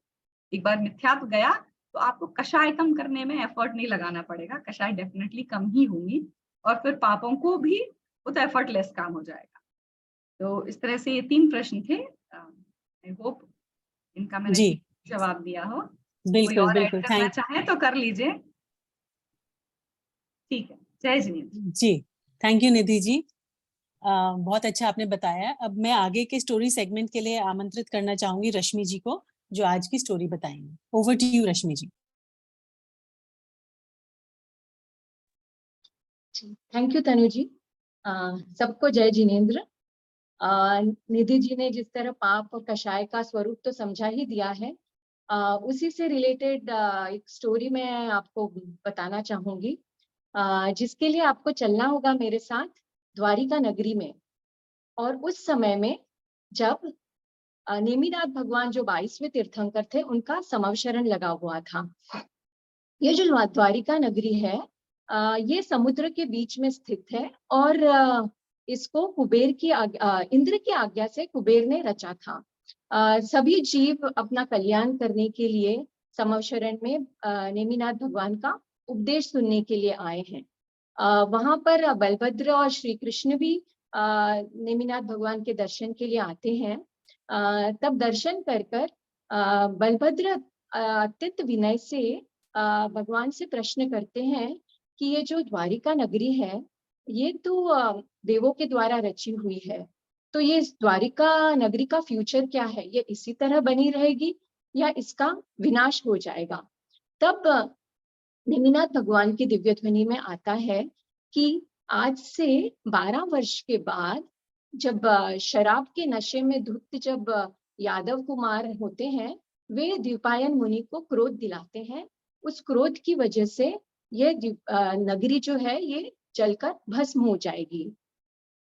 ऐसा सुनकर, ये जो द्विपायन है ये बलभद्र के मामा थे, तो यह सुनकर द्विपायन मुनि जो है वो दीक्षा ले लेते हैं और द्वारिका नगरी से विदेश में विहार कर जाते हैं। वे सोचते हैं कि अगर मैं विहार कर गया तो मेरी वजह से जो द्वारिका नगरी का विनाश होना है वह रुक जाए। पर वह इस समय ये नहीं जानते कि जो केवली भगवान के ज्ञान में जो झलका है उसे कोई नहीं बदल सकता है। तो इस तरह ये जो बलभद्र और श्री कृष्ण है, वे भी द्वारिका नगरी की होनहार सुनकर चिंतित हो जाते हैं। वे सोचते हैं कि यहाँ तो ये तो द्वारका नगरी तो जैन धर्मियों की नगरी है, यहाँ मद्य मांस का सेवन कौन करेगा? जहाँ पर नेमि कुमार रहे हैं, जहाँ पर बलभद्र और श्री कृष्ण जैसे राजाओं का राज है, वहां तो मद्य मांस का सेवन हो ही नहीं सकता है। फिर भी वे घोषणा करवा देते हैं कि यदि कोई गुप्त रूप से अगर कोई मदिरा का सेवन करता हो या किसी के पास उसकी कोई सामग्री हो तो वे इस शहर के बाहर फिकवा दे। ऐसा सुनकर जिनके भी पास ये सामग्री होती है वे सब शहर के बाहर वह फिकवा देते हैं। इसके बाद श्री कृष्ण एक और घोषणा करते हैं। वे नगर में ढिंडोरा पिटवाते हैं कि मेरे माता पिता, मेरे पुत्र पुत्री, मेरे स्त्री और बाकी जो इस नगरी के जो पुरुष और स्त्रियां हैं, जिन्हें भी दीक्षा लेने का परिणाम वैराग्य का परिणाम है तो वह ले सकते हैं, मैं किसी को नहीं रोकूंगा। ऐसा सुनकर उनके जो पुत्र है प्रद्युम्न कुमार और भानु कुमार, वे चरम शरीरी थे, उन्होंने तो दीक्षा ले ही ली और उनकी रुक्मिणी, सत्यभामा और 8 पटरानियां थी, उन्होंने भी नेमिनाथ भगवान के समवशरण में जाकर आर्य का दीक्षा ले ली। कितने ही पुरुष मुनि हुए और कितने ही स्त्रियों ने आर्य का व्रत धारण किए। और इधर जब द्विपायन मुनि थे, वो जो विहार कर गए थे, उन्होंने उनका कुछ कैलकुलेशन मिस्टेक या कुछ भ्रांति से उन्होंने सोचा कि अब 12 वर्ष कंप्लीट हो गए हैं तो अब मैं द्वारिका नगरी की तरफ जा सकता हूँ। मतलब उन्हें भी सर्वज्ञ की श्रद्धा से वो भी भ्रष्ट हो गए थे और उन्हें लगा कि जो भगवान के जो ध्वनि में आया है वह तो अब टल गया है, तो अब मेरी वजह से द्वारिका का विनाश नहीं होगा। यह विचार कर वे द्वारिका में आते हैं और वहां का जो कदम वन है वहां पर योग धारण करते हैं। और भवितव्यता देखिए कि उसी समय यादव कुमार कुछ क्रीड़ा खेल खेलने के लिए वहां आते हैं, खेल खेल कर वहां थक जाते हैं और उन्हें प्यास लगती है। तो प्यास लगती है तो पास के कुंड से वह पानी पी लेते हैं, पर एक्चुअल में जो कुंड में था वह पानी नहीं था। ये जो नगरी के बाहर जो 12 वर्ष पहले जो मदिरा का सामग्री जो फिकवा दी गई थी, वह पानी के साथ बहकर वहां कुंडों में जमा हो गई थी। वहां पे उसमें फल भी गिरे हुए थे और सूर्य की गर्मी की वजह से वह पानी पूरा मदिरा समान ही हो गया था। तो ये जो पीकर उन लोगों को नशा चढ़ गया। नशा चढ़ के वह कुछ भी उल्टी सीधी बातें करने लगे और उटपटांग नाचने लगे। तभी उनकी नजर द्विपायन मुनि पर पड़ती है जो वहां पर योग धारण कर रहे थे। ये देखकर वो कहते हैं, अरे ये तो वही दीपायन मुनि है जिसकी वजह से द्वारिका नगरी का विनाश होना था। तब तो ये यहाँ से भाग गए थे, पर अब ये हमसे नहीं बचेंगे। ऐसा कहकर वे उन पर पत्थर मारने लगते हैं। वो इतना पत्थर मारते हैं उन पर कि वह पत्थर की चोट से गिर जाते हैं। और गिर जाते हैं, तब उन्हें बहुत क्रोध आता है। क्रोध के कारण वह यादवों का विनाश करने के लिए कटिबद्ध होते हैं। तो ये यादव कुमार उनका क्रोध देखकर बहुत भयभीत हो जाते हैं और नगरी की तरफ भागते हैं। नगरी में जाते हैं तब वहां हलचल मच जाती है। बलदेव और श्री कृष्ण को जब पता चलता है, तब उन्हें समझ आ जाता है कि नेमिनाथ भगवान ने जो दिव्य ध्वनि में कहा था, अब वह होने का समय आ गया है। फिर भी वे भागते हैं द्विपायन मुनि के पास और उनसे क्षमा की याचना करते हैं, द्वारिका नगरी का अभयदान मांगते हैं। द्विपायन मुनि से कहते हैं कि आप प्लीज ये क्रोध छोड़ दीजिए और क्षमा को धारण कीजिए, क्योंकि ये क्रोध तो सब तप का नाश करने वाला है। आपने जो 12 वर्ष तक इतना तप किया है, वह तप तो आपका क्रोध के कारण पूरा व्यर्थ हो जाएगा। क्षमा ही धर्म का मूल है, इसी से आपको मोक्ष की प्राप्ति होगी, तो आप प्लीज क्षमा कर दीजिए। लेकिन द्विपायन मुनि ने तो निश्चय कर लिया था कि इस द्वारिका नगरी का वे विनाश कर देंगे, इसलिए उन्होंने इन दोनों की बात बिल्कुल भी नहीं सुनी। फिर उन्होंने अपने हाथ के 2 उंगलियां ऐसे दिखाते हैं, जिसका मतलब है कि सिर्फ बलभद्र और श्री कृष्ण ही बचेंगे और कोई नहीं बचेंगे। उनके बाएं कंधे से एक सिंदूरी कलर वाला एक पुतला निकलता है, जो तेजस अशुभ पुतला बोलते हैं जिसे। वो उनकी प्रदक्षिणा करके द्वारिका नगरी को जलाने के लिए निकल पड़ता है। कितना ही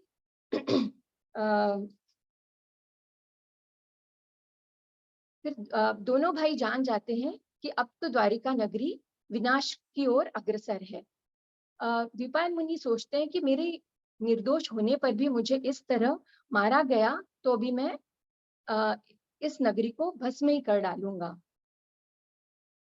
अब यहाँ ये जो द्वारिका नगरी देवों द्वारा रची गई थी, वह 6 मास तक जलती रही।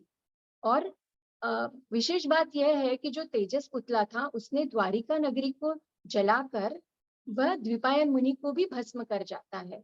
तो इस तरह उनके क्रोध के कारण द्वारिका नगरी तो जली ही, उनका खुद का भी विनाश हो गया और उन्हें नरक गति की प्राप्ति हुई। अभी अपने आंखों के सामने ये जो अग्नि जल रही थी, वह जलती अग्नि देखकर ये दोनों भाई बहुत ही व्याकुल हो जाते हैं और ये जानते हैं कि एक द्रव्य किसी दूसरे का कुछ भी नहीं कर सकता है। फिर भी वे सोचते हैं कि किसी तरह से ये बच जाए, तो देवों से सहायता मांगते हैं। लेकिन सर्वज्ञ के द्वारा देखी हुई भवितव्यता और द्विपायन मुनि के क्रोध के आगे देव भी कुछ नहीं कर सके। आयु पूर्ण होने पर तो इंद्र, नरेंद्र, जिनेंद्र कोई भी किसी को नहीं बचा सकता है। तब जब कोई उपाय नहीं सूझा, तब श्री कृष्ण और बलदेव ने नगरी का किला तोड़कर समुद्र का पानी से आग बुझाने की कोशिश की, पर वह जो पानी था वह तो तेल का ही काम करने लगा और आग और भड़क गई। उन्होंने अपने माता पिता को भी बहुत बचाने की कोशिश की, लेकिन सब व्यर्थ रहा। अनेक यादव और रानियों ने धर्म ध्यान के जो धारक थे, उन्होंने संन्यास धारण कर लिया और अग्नि का उपसर्ग भी उन्हें आर्त और रौद्र ध्यान को उत्पन्न नहीं करा सका। वे धर्म ध्यान पूर्वक सबने देह छोड़कर स्वर्ग में गए। तो अज्ञानी को तो मरते समय क्लेश होता है और वो कुमरण कर कुगति में जाता है, लेकिन जो सम्यक दर्शन से शुद्ध होते हैं, वे समाधि पूर्वक मरण करके स्वर्ग में जाते हैं और परंपरा से मोक्ष को प्राप्त होते हैं। तो धन्य है वे जीव जिन्हें अग्नि की प्रचंड ज्वाला के बीच जिन्होंने समाधि नहीं छोड़ी और शरीर छूटने पर भी समता को नहीं छोड़ा। हमारे जो मुनि है जैन संत, उनकी तो रीति ये है कि मरण को भी प्राप्त हो जाए तो भी वह किसी के प्रति द्वेष नहीं विचारते, क्षमा भाव सहित ही देह छोड़ते हैं। परंतु द्विपायन मुनि ने जिन वचन की श्रद्धा को छोड़कर अपना तप बिगाड़ा, अपना घात किया और अन्य जीवों को भी दुखी किया, तो जो पापी पर जीवों का घात करता है वह भव भव में अपना भी घात करता है। तो जीव जब कषाय के वश होता है तब वह अपना तो घात करता ही है, पर दूसरे जीवों का घात हो या न हो, पर अपना घात तो उससे हो ही जाता है। दूसरे जीवों का घात तो उनके कर्माधीन या भाग्याधीन है। तो पर जब जीव ने पर के घात का विचार किया तब उसे हिंसा का पाप तो लग भी चुका और वह आत्मघाती भी हो गया। तो दूसरे का मारने का जो भाव करना है वह तो एक धधकते हुए लोहे को टुकड़े को दूसरे को मारने के लिए हाथ में लेना है, जैसे अर्थात सामने वाला या जले या न जले, परंतु पहले स्वयं तो जल ही जाता है।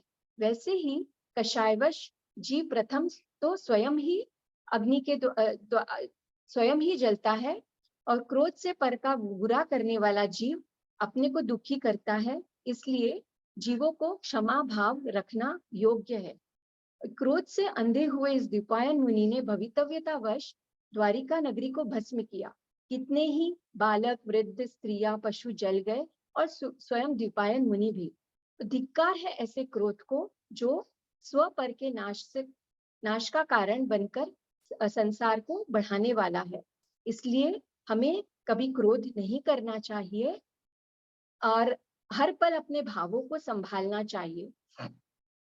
और एक बात इससे मतलब कषाय से रिलेटेड नहीं है, फिर भी जैसे वितरागी भगवान ने जो देखा वो तो होकर ही रहता है। तो जो देखी वीतराग ने सो होसी वीरा रे। तो ये जो भगवान के ज्ञान में जो झलका है उसमें हम कुछ भी फेरफार नहीं कर सकते। हम चाहे कितनी भी कोशिश कर ले, भवितव्यता के आगे कुछ नहीं कर सकते। इतने बलवान जो नारायण बलभद्र थे वे भी किसी को बचा नहीं सके, तो हमारी तो बात ही क्या। तो इसीलिए हमें अपने बल पर भी घमंड नहीं करना चाहिए और यह भी बात सीख लेनी चाहिए कि एक द्रव्य दूसरे द्रव्य का कुछ नहीं कर सकता। जय जिनेंद्र। थैंक यू रश्मि जी। बिल्कुल आपने यही स्टोरी से पता चलता है, जैसे निधि जी ने बताया कि कषाय कम करना नहीं है, मिथ्यात्व पे हमें चोट मारनी है, तो अपने आप कषाय कम होती जाएंगी और हमारा पाप भी कम होते जाएंगे। तो अब मैं I would like to welcome Manthan ji sir, Manthan ji Gala sir. Welcome sir. हाँ जी, जय जिनेंद्र जी। जय जिनेंद्र। तो सर जो है शास्त्री हैं, आचार्य भी हैं और पीएचडी कर रहे हैं वर्तमान में, और वर्तमान में ये जयपुर में हैं, वे हैं ये मुंबई के। तो वेलकम सर। आपसे पहला प्रश्न हम पूछते हैं कि सिमंदर स्वामी का समोशरण कब से चल रहा है एवं वे सिद्ध अवस्था कब प्राप्त करेंगे? चलिए, तो जम्बू द्वीप आप सब जानते होंगे। जम्बू द्वीप में 7 खंड किए जाते हैं। 7 खंडों में 3 कर्म भूमियां हैं, 4 भोग भूमियां हैं। नाम जानते होंगे आप सब। उनमें से बीच में विदेह क्षेत्र की 32 नगरियां हैं। जैसे भरत क्षेत्र में 6 खंड हैं, 1 आर्य खंड और 5 म्लेच्छ खंड। ऐसे ही विदेह क्षेत्र की हर नगरी में, जैसे 32 नगरियां डेवलप हुई, हर नगरी में 5 म्लेच्छ खंड होते हैं और 1 आर्य खंड होते हैं। इन शॉर्ट, जम्बू द्वीप के विदेह क्षेत्र में कितने आर्य खंड हुए, तो हम जवाब देंगे 32 आर्य खंड हुए। उन 32 आर्य खंडों में पॉसिबिलिटी ये है कि हर आर्य खंड में 1 तीर्थंकर पॉसिबल। तो जम्बू द्वीप में टोटल कितने तीर्थंकर, आप लोग अनम्यूट करके बोल सकते हैं अगर मैं ऐसा कुछ प्रश्न बोलूं नंबर पे। तो जम्बू द्वीप के आर्य खंड में कितने तीर्थंकर पॉसिबल हुए एट वन टाइम? विदेह क्षेत्र में कितने आर्य खंड है? 32 आर्य खंड है। हर आर्य खंड में 1 तीर्थंकर पॉसिबल है, तो कितने हो गए? 32 तीर्थंकर पॉसिबल, 32। अब ये हाईएस्ट पॉसिबिलिटी हुई। ऐसे ही एक मिनिमम पॉसिबिलिटी है कि कम से कम 4 ही होंगे। तो कम से कम 4 तो होंगे ही होंगे, 4 से कम नहीं होंगे। मतलब अगर अभी लंदन में कुछ प्रोग्राम चल रहा है ऐसे ही लंदन से थोड़ा और दूर जाओगे तो अभी ही इसी टाइम पर 9 बजे सैटरडे को 15 अप्रैल को दिव्य ध्वनि चल रही है। वहां पर लगभग 20-25 करोड़ लोग होंगे, सभा बैठी होगी, लाखों करोड़ों कुत्ते बिल्ली भी अभी प्रवचन सुन रहे हैं, सिर्फ हम लोग ही तत्व ज्ञान करने वाले नहीं। ऐसे जम्बू द्वीप में कम से कम 4 तीर्थंकर है, ऐसे 5 विदेही क्षेत्रों में कम से कम 4 × 5 20 होते हैं, ऐसे 20 विद्यमान तीर्थंकर है। तो मैंने परिचय इसलिए बता दिया कि प्रश्न करने वाले को तो शायद पता हो कि सिमंदर स्वामी कौन है, कहाँ से है, और बाकियों को पता हो नहीं हो, तो एक परिचय आ गया कि ऐसे कम से कम 20 विद्यमान तो होते ही है। बढ़ने के लिए क्या पता 25 भी हो गए हो, 30 भी हो, 35 भी हो, हाईएस्ट पॉसिबिलिटी विल बी 160, 160, 32 × 5। तो अजितनाथ तीर्थंकर, अजितनाथ स्वामी हुए, उनके काल में 160 तीर्थंकर एक साथ इस 2.5 द्वीप के क्षेत्र में थे। अब उनमें क्या व्यवस्था होती है, तो भरत क्षेत्र और ऐरावत क्षेत्र में काल परिवर्तन देखा जाता है, और उस काल परिवर्तन की वजह से आयु अधिक से कम और कम से अधिक, ये तो आप समझते हो। आयु तो जैसे पहले चौथे काल के प्रारंभ में आयु होती है 1 कोटि पूर्व, 1 करोड़ टाइम्स आप पूर्व लिखो, एक पूर्व कितना होता है, तो 70,56,000 करोड़ वर्षों का, 70,56,000 ईयर्स को आप 1 करोड़ बार लिख करके ऐड करो, उतनी एज होती है। और अभी अंत में जाते जाते 120 वर्ष की आयु रह जाती है चौथे काल के अंत में। तो ये परिवर्तन होता है, काल परिवर्तन होता है। पर जो विदेह क्षेत्र है वो निश्चित नियत काल क्षेत्र है, तो वहां पर चेंजेस नहीं होते हैं, ठीक है। इसलिए वहां पर जो आयु है वो रहेगी 1 कोटि पूर्व, और उनकी जो अवगाहना है वो लगभग 500 धनुष का एवरेज अपन लेकर के चलते हैं। अब वो कोई 499 भी हो या 480 भी हो, बट एक नॉर्मल 5-6 फुट की जो एक एवरेज अपन लेके चलते हैं, वैसे ही एक नॉर्मल जो एवरेज वहां पर एक हाईएस्ट पॉसिबिलिटी है वैसे, पर 500 कोई होने के लिए 480-90 जो भी होता होगा, तो 500 धनुष की ऊंचाई होती है। तो जब 500 धनुष की ऊंचाई है, चौथा काल है, विदेह क्षेत्र है, तो ऐसे 1 कोटि पूर्व में एक सिमंदर परमात्मा हुए, तो उनकी आयु हो गई 1 करोड़ पूर्व। कितने काल में मोक्ष जाने वाले हैं, तो जब अभी हमारा यहाँ पर भरत क्षेत्र का अभी पंचम काल चल रहा है, इसको अभी लगभग 18,500 वर्ष और बचे हैं। उसके बाद 21,000 वर्ष का छठवां काल, उसके बाद 21,000 वर्ष का और छठवां काल, फिर पंचम काल फिर से 21,000 वर्ष का, और जब चतुर्थ काल प्रारंभ होगा, जब यहाँ पर प्रथम केवली का गर्भ आदि होगा, जब भी हो श्रेयांश जो बनेंगे, तो श्रेणिक, तो वो जब वापस यहाँ पर चतुर्थ काल प्रारंभ होगा, तो लगभग आज से 84,000 वर्ष या 1-1.5 लाख वर्ष इसके बीच में ही सिमंदर स्वामी मुक्ति को प्राप्त होंगे। तो इसमें भी यदि कुछ और पूछना हो तो आप पूछ सकते हैं।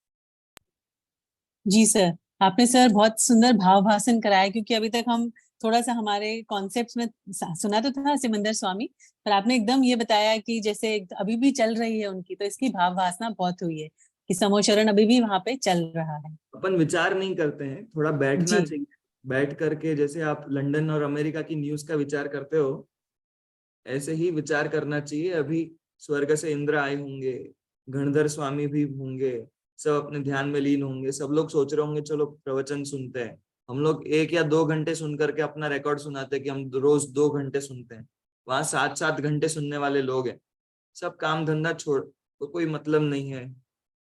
अन्य प्रकार के लोग भी होंगे कि सामने तीर्थंकर को देख रहे हैं पर अपना कार्य नहीं कर पा रहे हैं, समूह शरण में जा रहे हैं पर फंस रहे हैं।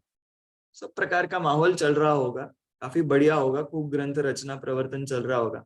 कितने छोटे छोटे बालक उनको देख करके दीक्षा ले रहे होंगे। काश हमारे बालक भी ऐसे ही संस्कारित हो या 8 वर्ष की उम्र में उनको दीक्षा लेने के भाव हो, ना कि करियर बनाने के, जीवन खराब करने के। चलिए। जी सर, बिल्कुल। जी सर।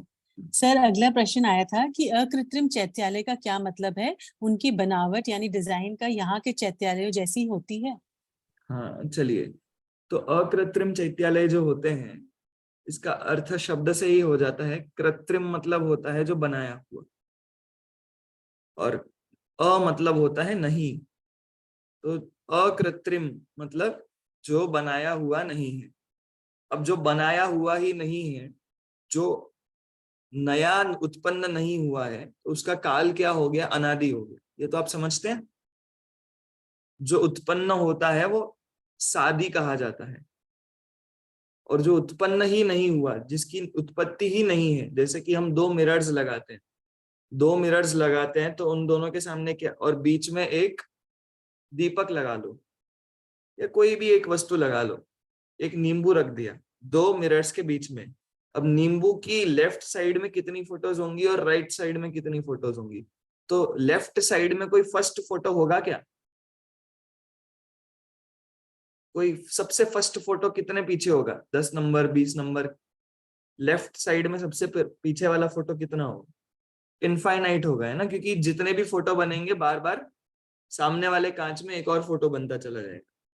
तो उसका हम आदि की कल्पना नहीं कर सकते, करना भी नहीं चाहिए। आदि स्टार्ट करोगे तो उसके पहले वो नहीं था, किसी ने बनाया, ऐसा अर्थ हो जाएगा।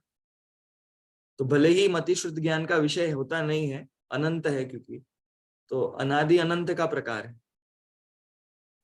मति श्रुत ज्ञान संख्यात को ही विषय बना पाते हैं, पर हम कल्पना में बस इतना मान सकते हैं कि हाँ, अनादिकाल पहले से हुए, अनादिकाल से होते हैं अकृत्रिम चैत्यालय। अब तीनों लोकों में ये अलग अलग क्षेत्रों में पाए जाते हैं। हम लोगों को जो वर्णन मिलता है वो तो प्रधान रूप से अकृत्रिम चैत्यालयों का मिलता है। जैसे कि हम लोगों ने पढ़ा होगा 7,72,00,000 अकृत्रिम चैत्यालय हैं। जम्बू द्वीप में, अरे मध्यलोक में 458 अकृत्रिम चैत्यालय है। ऐसे ही 84,97,481 अकृत्रिम चैत्यालय भी हमने सुने थे। स्वर्ग नरक के भी अकृत्रिम चैत्यालय सुने। इनके अलावा ज्योतिष देव जो होते हैं, सूर्य में भी अकृत्रिम चैत्यालय होते हैं। तो ज्योतिष देवों का ये विमान है। एक सूर्य विमान में असंख्यात ज्योतिष देव रहते हैं। एक सूर्य हुआ, ऐसे एक चंद्र हुआ। तो इन सूर्य आदि ज्योतिष देवों के जो भवन है, इन भवनों में भी हर भवन में, मतलब हर विमान में एक अकृत्रिम चैत्यालय होता है। तो ऐसे ज्योतिष के विमान कितने हैं? तो बोले असंख्यात विमान, 10, 15, 20, 40 नहीं है। उनमें से ढाई द्वीप में रहने वाले विमान काफी घूमते रहते हैं, सूर्य चंद्र घूमते हैं, और ढाई द्वीप के बाहर रहने वाले जो विमान है सूर्य आदि, वो स्थिर है, जहां है वो एक ही जगह पर स्थिर है।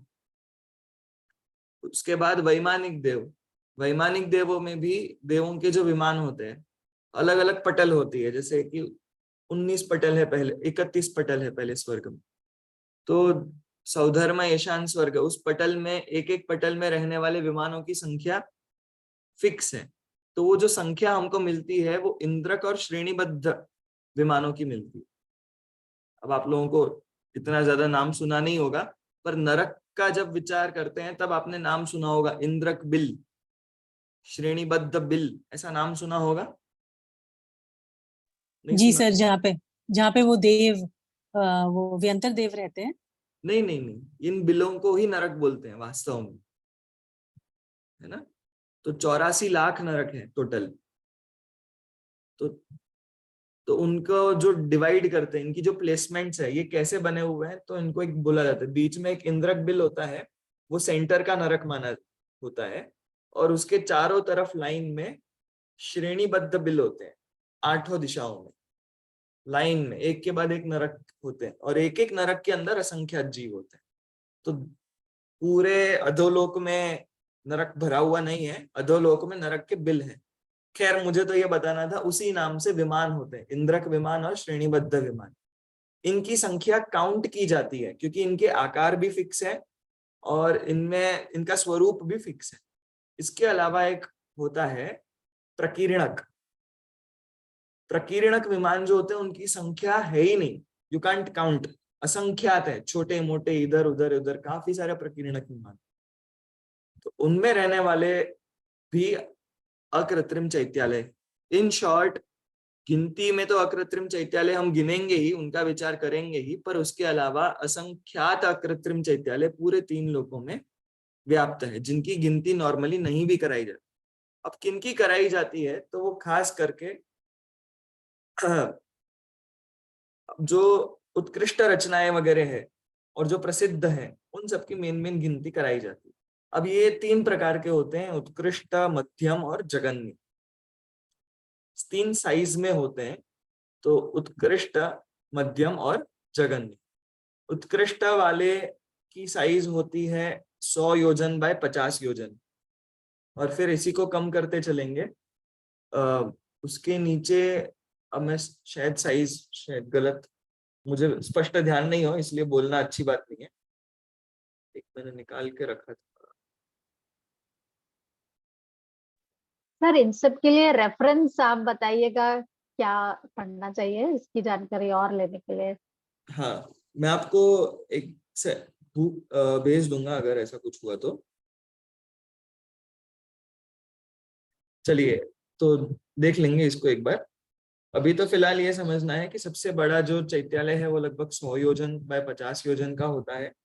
उसके बाद जो दूसरे नंबर पर जो योजन है वो 50 योजन बाय 25 योजन का है लगभग, और तीसरा उससे भी छोटा है, तो शायद 25 बाय कुछ होना चाहिए। चलिए ये मिल गया है मुझे, मैं आपको परफेक्ट साइज बता देता हूँ। तो बिल्कुल वही है, लंबाई 100 योजन है उत्कृष्ट अकृत्रिम चैत्यालयों की, चौड़ाई 50 योजन, और जो हाइट है वो 75 योजन है। मध्यम अकृत्रिम चैत्यालयों की 50 योजन की हाइट है, 25 योजन लंबे चौड़ाई है, और इसके बीच का जो 37.5 योजन वो उसकी हाइट है। जघन्य जो अकृत्रिम चैत्यालय होते हैं उनकी 25 योजन की हाइट है। अभी आप लोगों को योजन शब्द नहीं समझ में आ रहा होगा। योजन 2 होते हैं, एक प्रमाण योजन होता है और एक, मतलब 2 प्रकार के अंगुल होते हैं, एक प्रमाण अंगुल और एक उच्छेद अंगुल। प्रमाण अंगुल कौन होता है? तो पहले चक्रवर्ती के जो अंगूठा है, पहला चक्रवर्ती तो समझ गए, चौथे जी, काल, भरत चक्रवर्ती। हाँ, तो भरत चक्रवर्ती अपने यहाँ के हुए, पर उस पहले जो चक्रवर्ती होती है उनकी हाइट के हिसाब का जो अंगुल है वो भी इतना बड़ा होगा। उस अंगुल से जब हम योजन को नापेंगे तो वो प्रमाण योजन बनेगा, और जो अंतिम चक्रवर्ती हुए उनकी हाइट छोटी होगी। उस हाइट से, उस उंगली के नाप से जब हम नापेंगे तो योजन छोटा होगा, तो वो उच्छेद अंगुल बोला जाता है। उस उच्छेद अंगुल से बनता है व्यवहार योजन का, ठीक है। और उस व्यवहार योजन का एक एस्टिमेट, अब एकदम 100% श्योर अपन नहीं बोलते, बट एक एस्टिमेट अपन निकालते हैं, तो द डिफरेंस इज 500 टाइम्स दोनों का। तो एस्टिमेट 12 योजन आता है व्यवहार योजन का, और इसका एस्टिमेट आता है 6000 योजन, ठीक है। तो अब बहुत ज्यादा विस्तार नहीं करके, ये 3 प्रकार के होते हैं, तो आप व्यवहार योजन से गिनेंगे। 12 किलोमीटर का एक योजन, तो 50 योजन बड़ा, मतलब कितने किलोमीटर का होगा आप सोच लीजिए। 100 योजन लंबा, अब सोच लीजिए कितना लंबा होगा। 100 योजन मतलब 1200 किलोमीटर बड़ा, तो लगभग आपके महाराष्ट्र गुजरात को नापने वाला एक मंदिर है ना, इतना बड़ा एक मंदिर होगा। एक मंदिर में 108 पद्मासन में शुभ लक्षणों से युक्त प्रतिमा होती है, वो किसी एक तीर्थंकर की नहीं होती है, अतः सामान्य अरहंत अवस्था की ही सारी की सारी प्रतिमाएं होती है, और 108 अंदर प्रतिमाएं होती है, ठीक है। तो अब इतने ऊंचे ऊंचे मंदिरों में इतनी बड़ी बड़ी विशाल प्रतिमाएं, तो अगली बार कभी अकृत्रिम चैत्यालय का विचार करो तो पहले तो इतना बड़े मंदिर की कल्पना करो, फिर उस मंदिर में एंट्री करो, फिर देखो लेफ्ट में इतनी बड़ी विशाल प्रतिमा होगी, उनके दर्शन करो, फिर दूसरी प्रतिमा, तीसरी, 50, 70, 80, 90, 100, 108 के दर्शन करने के बाद दूसरे अकृत्रिम का विचार करो। तो चैत्यालय 16 सुखकारी, तो 16 चैत्यालयों को आराम से एक एक करके विचरण करो। मन वच तन कर वंदना हमारी। चलिए, तो ये अकृत्रिम चैत्यालय का एक संक्षेप स्वरूप हुआ। जी सर, थैंक यू। एक्चुअली हमें वो ये भाव थोड़ा पढ़ते तो हैं पूजा में अकृत्रिम चैत्यालय, पर अब भाव ज्यादा क्लियर होगा। अगले प्रश्न के लिए चित्रा जी आप पूछना चाहेंगे? जी तनु जी, थैंक यू सर। एक प्रश्न था कि अगर मंदिरों का प्रयोजन मनुष्य को अपने सच्चे स्वरूप के निकट लाने का है, तो मंदिरों में इतनी सुंदर कारीगरी और नक्काशी की जरूरत क्या है? So if temples are designed to bring the human closer to the real self, what would be the purpose of detailed carvings on the temple premises? चलिए, इसके 2-3 साइकोलॉजिकल रीजंस है एक्चुअली। तो नॉर्मल सी बात है, बालक को दवाई पिलानी है तो क्या करोगे? You know it is useful for him, but the child does not really realize कि वो उसके लिए कितना जरूरी है। तो एक ही उपाय है कि आप उसको उसमें मीठा मिला करके दे देते हो। तो जस्ट इस लोभ से कि उसमें मीठा है, साइड बाय साइड उसका भला हो जाता है। जिस दिन वो समझने लग जाता है कि इसका भला मीठे में नहीं था, उसके साथ मिलाई हुई दवाई में था, तो फिर वो मीठा नहीं ले, फिर वो बड़ा होकर के सिर्फ दवाई पीता रहे। ऐसे ही सामान्य जगत जन जीव सब विषयों में पड़े। अपन कितना स्वाध्याय करते, अपन सब जान रहे हैं, पर थोड़ा सा कोई अगर अच्छी चाय या दूध या कॉफी कुछ पिला दे अथवा सब्जी रोटी अच्छी बना दे, तो हम आहा हा शब्द बोलने से नहीं चूकते। जबकि बोलना अच्छी बात नहीं होता है, ये दोष होता है भोजन संबंधी। ये भोजन, ये संज्ञा होता है ना, आहार भय मैथुन परिग्रह, ये आहार संज्ञा है, ये दोष है। तो होना नहीं चाहिए। ये खाया था पेट भरने के लिए, उसके प्रयोजन से कर लिया, समाप्त हो गया। अब बिना पेट भरने के प्रयोजन भी खाना पीना, ये वो छोटा सा उदाहरण दिया। तो मोह क्या है, काफी अट्रैक्ट करता है। तो आप लोगों ने 10 लक्षण की पूजन पढ़ी होगी, उसमें लाइन आती है संयम रतन संभाल, संयम रतन संभाल, विषय चोर बहु फिरत है। विषय चोर होते हैं, बहुत फिरते हैं, पांचों इंद्रियों के विषय काफी अट्रैक्ट करते हैं। तो होता ये है कि जब चित्त मोहित होता है तो विषयों के तरफ ही अट्रैक्ट होता है। जैसे कषाय में, जो बहुत तीव्र कषाय में जीव होता है ना, बहुत गुस्से में, उसको आप समझा के देखिए भाई गुस्सा मत कर, तो क्या वो समझ जाएगा कि हाँ मुझे गुस्सा नहीं करना चाहिए? अथवा आपको ही एक आध पड़ जाएगी। कब समझाओगे? जब आपको पता चलेगा कि अब माहौल ठंडा हो गया है ना। तो ऐसे ही प्रवृत्ति सामान्य जनों में देखी जाती है कि तीव्र कषाय में वो नहीं कर पाता। तो ऐसे ही तीव्र मोह के अवसरों में सीधा तत्व ज्ञान, सीधा जिनेंद्र भगवान को नहीं देख पाता। इसलिए थोड़ा बहुत मंदिर को विशाल देखेगा और देखेगा अरे वाह इतना सुंदर मंदिर, अब मुझे अंदर जाना चाहिए। क्यों? क्योंकि उसको विशालता का आनंद है, उसको सौंदर्य का आनंद है, कारीगरी का आनंद है। तो जैसे बच्चे को मीठा खिलाना प्रयोजन नहीं है, ऐसे मंदिर आदि में कारीगरी दिखाना प्रयोजन नहीं होता है। ये बस अट्रैक्शन है। जिस दिन तुम डेली मंदिर जाने लगोगे और वास्तविक अट्रैक्शन पे अट्रैक्ट हो जाओगे, और जिससे तुम्हारा भले ही कड़वा लगे, मतलब भले ही कोई सुंदर चमक नहीं हो, कुछ नहीं हो, पर वो वीतराग मुद्रा को देखने लगोगे, उस दिन तुम मत देखो उस चीज को, फिर वो किसी और के काम आ जाएगी। साइकोलॉजिकली वो हेल्प करता है एंटर करने के लिए। बहुत ज्यादा दिखावा नहीं होना चाहिए। बहुत ज्यादा दिखाने के ही नाम पर, अट्रैक्ट करने के नाम पर ही पता चले हिंसा के साधन इतने बढ़ गए, तो भैया हिंसा से अहिंसा को अट्रैक्ट नहीं कर पाओगे। ठीक है? तो ओवर लाइटिंग करना अथवा फूल आदि का यूज करना, एक इंद्रिय जीवों की हिंसा जहां हो रही हो, ऐसे अवसरों को भी लोगों को अच्छा लगता है इस नाम पर बढ़ा देना, ये सब अवर्णवाद है। ये सब जिनेंद्र भगवान का अवर्ण। तो सौंदर्य हो, बस अट्रैक्ट करने के नाम पर हो, अच्छा लगने के नाम पर हो। फिर ऐसे मंदिरों में बड़ा विशाल व्हाइट कलर का मंदिर हो शांत, तो वहां बैठ करके मन भी ज्यादा लगता है। छोटे चैत्यालयों में जो जीव वास्तव में मोक्ष मार्ग में एकदम पूरी तरह से नहीं लगे, तो हम भी अपना मन नहीं लगाते। जैसे समूह में 20-25 लोग पूजन में आते हैं, 40 लोग आ गए, 50 लोग आ गए, तो अब हमको भी पूजन में पूरा बैठने का मन करता है। अकेले बैठते हैं तो पूरी पूजन भी करना बड़ा मुश्किल हो जाता है। साइकोलॉजी। चलिए। जी sir, thank you sir. Next प्रश्न आया था कि तत्वार्थ सूत्र में पृथ्वी को ऑरेंज समान गोल नहीं बल्कि किनारे वाली थाली बताया गया है।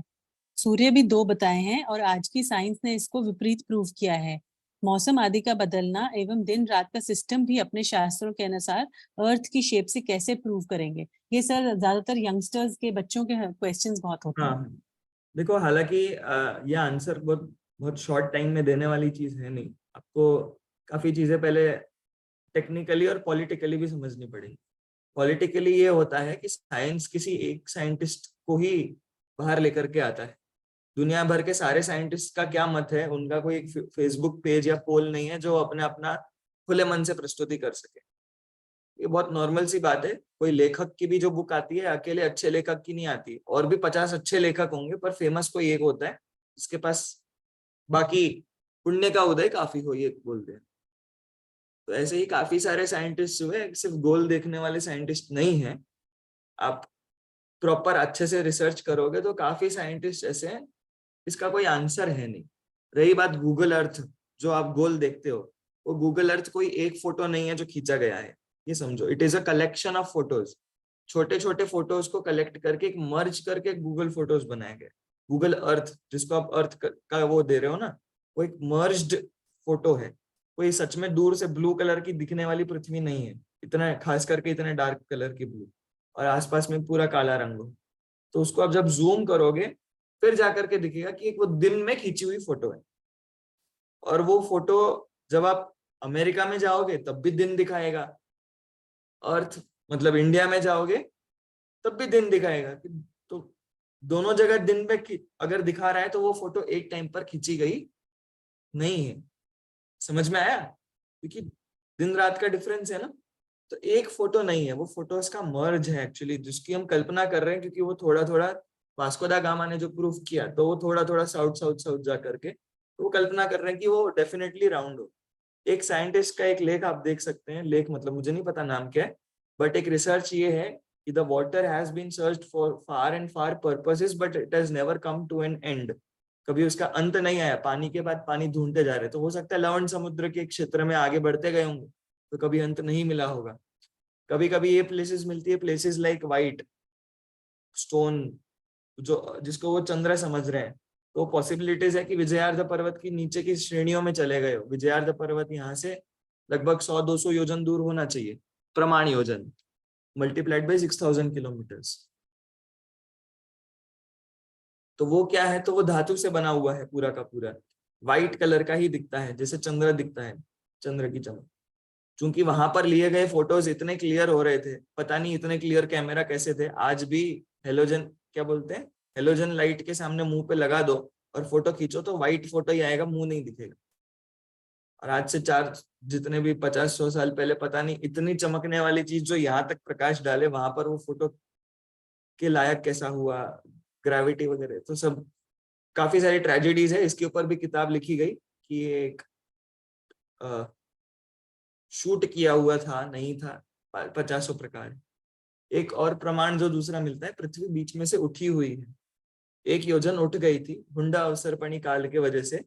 जो आर्यखंड का जो भूमि है वो बीच में 1 योजन ऊपर उठ गई। उस वजह से हमको जो लेयर्स ऊपर और नीचे वाली चीज दिखती है, और इस वजह से दिन रात का असर पड़ जाता है। क्यों होता है? बिकॉज ये इस प्रकार से पृथ्वी जब उठ गई है, जब सूर्य आगे से आता है तब आगे वाले पार्ट को देता है, और धीरे धीरे जब वो पीछे से निकलता है तो वो पीछे वाले पार्ट को देते हुए चला जाता है। रही बात 2 सूर्य, आप गूगल अभी कर लो, 2 सन्स ऐसा टाइप कर लो, एंटार्क्टिक और आर्टिक पोल्स पे काफी टाइम दिखते हैं। क्यों दिखते हैं?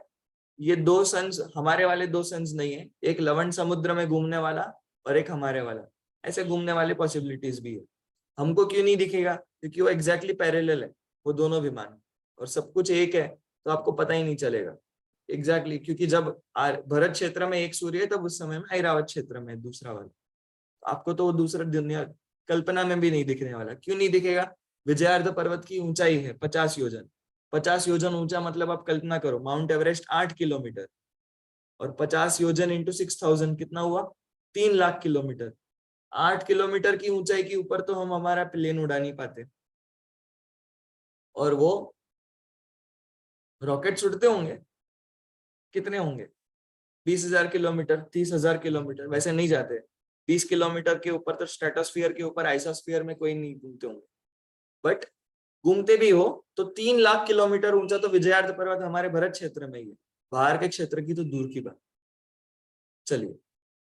जी सर, बिल्कुल। Sir Chitra ji next question पूछेंगे? जी सर, एक और क्वेश्चन आया था, गृहस्थ जीवन में कुछ नियमित कार्य जैसे न्यूज़पेपर आदि पढ़ना या पर्यावरण संरक्षण, एनवायरमेंट कंजर्वेशन आदि के बारे में सोचने में स्वाभाविक ही कषाय उत्पन्न हो जाती है, तो ऐसे में राग द्वेष आदि का होने से कैसे बचा जाए, और फिर क्या ये दैनिक कार्य किए जाने चाहिए कि नहीं? देखिए, किए जाने चाहिए या नहीं किए जाने चाहिए तो आप ही डिसाइड करते रहना। मैं एक व्यू दे देता हूँ, आप जगत को एक बड़े व्यू में देखिए, है ना। हम कितना सोचते हैं कि हम जगत बोलने पर अमेरिका अमेरिका ही सोचते हैं, अमेरिका, ऑस्ट्रेलिया, इंडिया, यही हो गया क्या जगत? अभी जगत में और भी क्राइसिस चल रहे हैं, अभी आर्यखंड में भी कुछ चल रहा है, तो मलेच्छ खंड में भी कुछ चल रहा होगा, भरत क्षेत्र के बाहर चलो, हरि क्षेत्र में भी कुछ चल रहा होगा। जैसे मैंने विदेश क्षेत्र का बताया तो जम्बू द्वीप 1 द्वीप हुआ, फिर 2 द्वीप, 3 द्वीप, 4 द्वीप, ऐसे अल्टीमेट कितने हैं? ऐसे अल्टीमेट बोलने से मतलब नहीं, आप सोचो क्रमशः 25 द्वीप, 100 द्वीप, और एक एक डबल डबल डबल होता जा रहा है। कितना बड़ा क्षेत्र है, और हम इतने छोटे से क्षेत्र को लेकर के क्राइसिस में आपको अपने आप राग द्वेष नहीं होंगे। कब नहीं होंगे? जब आप सोचोगे कि क्षेत्र बहुत छोटा है। नंबर 2, काल को भी बड़ा देखो। अब 100 साल है, 100 साल बाद, आज 2023 है, 2123 में हो सकता है कि आपका फेसबुक प्रोफाइल रहे, पर 2123 में हम जितने मनुष्य है ना, ये 700 करोड़ जितना भी जो भी दिमाग लगा रहे हैं, ये अलग अलग गतियों में अलग अलग क्षेत्रों में ऑलरेडी जा चुके होंगे, कोई नहीं होगा यहाँ पर। और जो पॉसिबली आसपास के कुत्ते, बिल्ली, कौवे, ये सब मनुष्य बन करके यहाँ रह रहे होंगे। हम लोग तो ऑलरेडी एक दूसरा जीवन जी रहे होंगे, वहां पर भी कुछ लाइफ होगी, फिर वहां की क्राइसिस ये होगी, विचार करो। और मनुष्य पर्याय में तो पता नहीं हो नहीं हो कितने हो, पंचेंद्रिय पने में हो नहीं हो, पर अब वर्ल्ड को एक बहुत बड़ा प्लेस है, see it as big as it is, उसको बड़ा बना करके मत देखो। यही सब कुछ है देखोगे तो हमें लगेगा कि देखो सब जगह बीमारी है। सब जगह का बीमारी है? घर के कोने में 1 इंच में अगर कुछ एक दाना लगाओ तो क्या आप ये कहोगे कि घर गंदा हो गया? और घर के कोने में 1 डॉट में ऐसे उंगली से साफ करने से क्या आप ये कहोगे कि घर साफ हो गया? एक कोना आपने साफ किया, बस इतनी धूल हटाई, तो आप कुछ कर भी लोगे या नहीं भी कर लोगे, पृथ्वी बहुत छोटी जगह है और बहुत छोटे काल है। हमें करोड़ों साल, अभी 200-300 साल बाद हम लोग भी रहेंगे कि नहीं रहेंगे?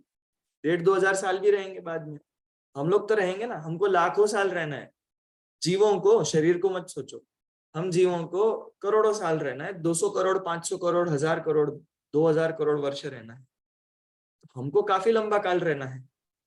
अब ऐसे में हम बस 100 साल का प्लान करके कुछ करा करके हमने ठीक कर दिया क्राइसिस, 100 साल के लिए ठीक हुई। ये तो ऐसा हुआ आपके घर पर आपत्ति हुई और आपने 1 घंटे के लिए सॉल्व करी। आपके घर का मान लो दीवार या दरवाजा खराब हुआ और आपने उसको ऐसा फिक्स किया कि वो बिल्कुल 1 मिनट तक ठीक रहे, फिर गिर जाएगा। तो ये सोल्यूशन करके कर भी क्या लिया? ऐसे ये सब क्राइसिस वाइसिस जो भी कुछ है, दुनिया भर को सुधार भी दोगे तो 100 साल बाद तो लोग ही दूसरे होंगे, उनको कौन सुधारने आएगा फिर? जी sir, thank you so much. मतलब दृष्टि बदल के लार्जर पिक्चर देखनी है हमें। हाँ, आप लार्जर पिक्चर, लार्जर टाइम देखिए, ऑटोमेटिकली आपको अपने दिमाग का सॉल्यूशंस मिल जाएंगे। जी सर। सर बिल्कुल लास्ट क्वेश्चन है, जैसा भाव करें वैसा होता है या जो होना होता है वह होता है? हाँ, देखिए, एक कार्य के होने में एक कारण होता है, ऐसी कल्पना करना बंद कर दीजिए। एक कार्य के होने में अनेक कारण होते हैं, परंतु जो हुआ ही नहीं है, जो कार्य जो है ही नहीं, जो सत ही नहीं है अभी वर्तमान में, वो किसी का कारण नहीं बन सकता। कारण बनने के लिए उसका सत होना जरूरी है। नहीं समझ में आया? जो भी है ही नहीं, जो आज है ही नहीं, जैसे 4 दिन बाद प्रवचन होने वाला है, तो क्या उस प्रवचन का लाभ अभी मिल जाएगा? क्या वो अभी के किसी चीज में कारण बनेगा? नहीं बनेगा, बट वो आज के किसी चीज में मोटिवेशन बन सकता है कि 4 दिन बाद प्रवचन होने वाला है, इसलिए आज मैं ऐसा कर लेता हूँ, आज मैं इतना काम निपटा देता हूँ, आज हम ये कर लेते हैं तो 4 दिन बाद अटेंड कर पाएंगे। तो प्रवचन रूपी जो वस्तु है वो स्वयं तो कारण नहीं बन रहा है, बट वो एक मोटिव बन रहा है, एक काइंड ऑफ प्रेरणा बन रहा है। ऐसे ही 10 दिन बाद कोई डूबने वाला है, आपको पता है, तो इसका मतलब आज वो क्या कर रहा होगा? नियम से कुछ ऐसा काम करने वाला होगा कि जिससे वो डूबे। बट 10 दिन बाद वो डूबने वाला है, ये इसका कारण नहीं है। मीन्स 10 दिन बाद वो जो डूबने वाला है, ये इंफॉर्मेशन है, ये ज्ञापक है, ये बात बताती है कि आज ये कुछ गलत करेगा, पर डूबने का कारण तो वही बनेगा जो गलत काम ये आज कर रहा है। समझ में आया कुछ? जैसे कि किसी की 15 दिन बाद मृत्यु होने वाली हो, तो 15 दिन बाद जो मृत्यु होने वाली है, ऐसा होना जो है, जो होने वाला है, वो उसका कारण नहीं बनता है। मतलब जो होनार है वो ज्ञापक कारण है, ये समझो। जो भवितव्यता है वो योग्यता है उस समय की, तत्समय की, और उस समय में वही होने वाला है। जैसे 20 साल बाद मैं मोटा हो जाऊंगा, तो मैं मोटा हो जाऊंगा वो मेरे मोटा होने का कारण नहीं है, वो मेरे मोटा हो जाऊंगा ऐसी पर्याय का ज्ञापक है। क्रमबद्ध पर्याय दुनिया को परिवर्तन करने का कारण नहीं है, वो बदलती नहीं है, जो होने वाला है उसको बताती है ना, वो ज्ञापक है। तो जो होने वाला होता है वही होगा, और उसके पहले भी वैसे ही काम होंगे, बट वो पहले होने वाले काम जबरदस्ती नहीं हो रहे कि आगे ऐसे होने वाला है ना तो आज तुम्हें ऐसा ही होना पड़ेगा। मैं समझ नहीं पा रहा हूं मैं इतना कम टाइम में आप लोगों को कैसे पिक्चराइज कर रहा हूं, बट जो असत है कार्य, वो कभी कारण नहीं बन सकता है। कारण तो आज के परिणाम ही बनेंगे, बट आज के परिणाम भी, तो इन शॉर्ट अगर निमित्तों की दृष्टि से देखोगे तो जैसी आज के परिणाम है वैसी गति होगी आगे। वास्तव में आपका ही दोष है, आप होनहार को दोष नहीं दे सकते। पुरुषार्थ को, मतलब पुरुषार्थ ही है आपका कि आपने तो पाप किया। आप बोलोगे नहीं नहीं, मुझे तो धर्म बड़ा अंतरंग में वितरक परिणाम आना था, पर मैं नरक में जाने वाला था, ऐसे केवली भगवान ने देखा था, इसलिए जबरदस्ती मुझे क्रोध हो रहा है, मैं वितराग हो रहा हूँ और जबरदस्ती कोई क्रोध करा। ऐसा नहीं है। अगर तुम आज वितराग होने वाले हो तो होनहार भी वैसी आगे देखी गई है, ठीक है? तो होनहार कोई जबरदस्ती पिछले कार्यों को बदलने वाला नहीं होता। सो कारण कार्य में और ज्ञापक ज्ञाप्य में देखे तो आज की परिणाम आगे की गति, आज के परिणाम कारण, आगे की गति कार्य। ज्ञापक ज्ञाप्य संबंध देखते हैं तो आगे की गति ज्ञापक है। ज्ञापक मतलब समझते हो, पता चलता है उससे, और आज की चीज ज्ञाप्य है कि आगे ऐसी गति होने वाली है ना, मतलब ये आज ऐसा पाप कर रहा है, तो वो ज्ञापक कारण है और आज होने वाला ज्ञाप्य कार्य परिणाम। आई गेस पता नहीं कितना समझे, पर यही जी सर। नहीं सर, एक्चुअली ये बहुत डेप्थ में जाने वाले टॉपिक्स हैं, क्रमबद्ध पर्याय, 5 समवाय, तो ये हम लेते रहते हैं अपने सेशंस में। तो आपने भी जो कहा है जरूर हम उस पे करेंगे। और thank you so much sir आने के लिए, आपने हमारी बहुत सारी समस्याएं सुलझाई हैं। चलिए, एक आप लोगों के चैट में एक हाथ कुछ चल रहा था, उसमें मैंने देखा एक इंद्रियों को बंध कम होता है। हाँ, कम होता है।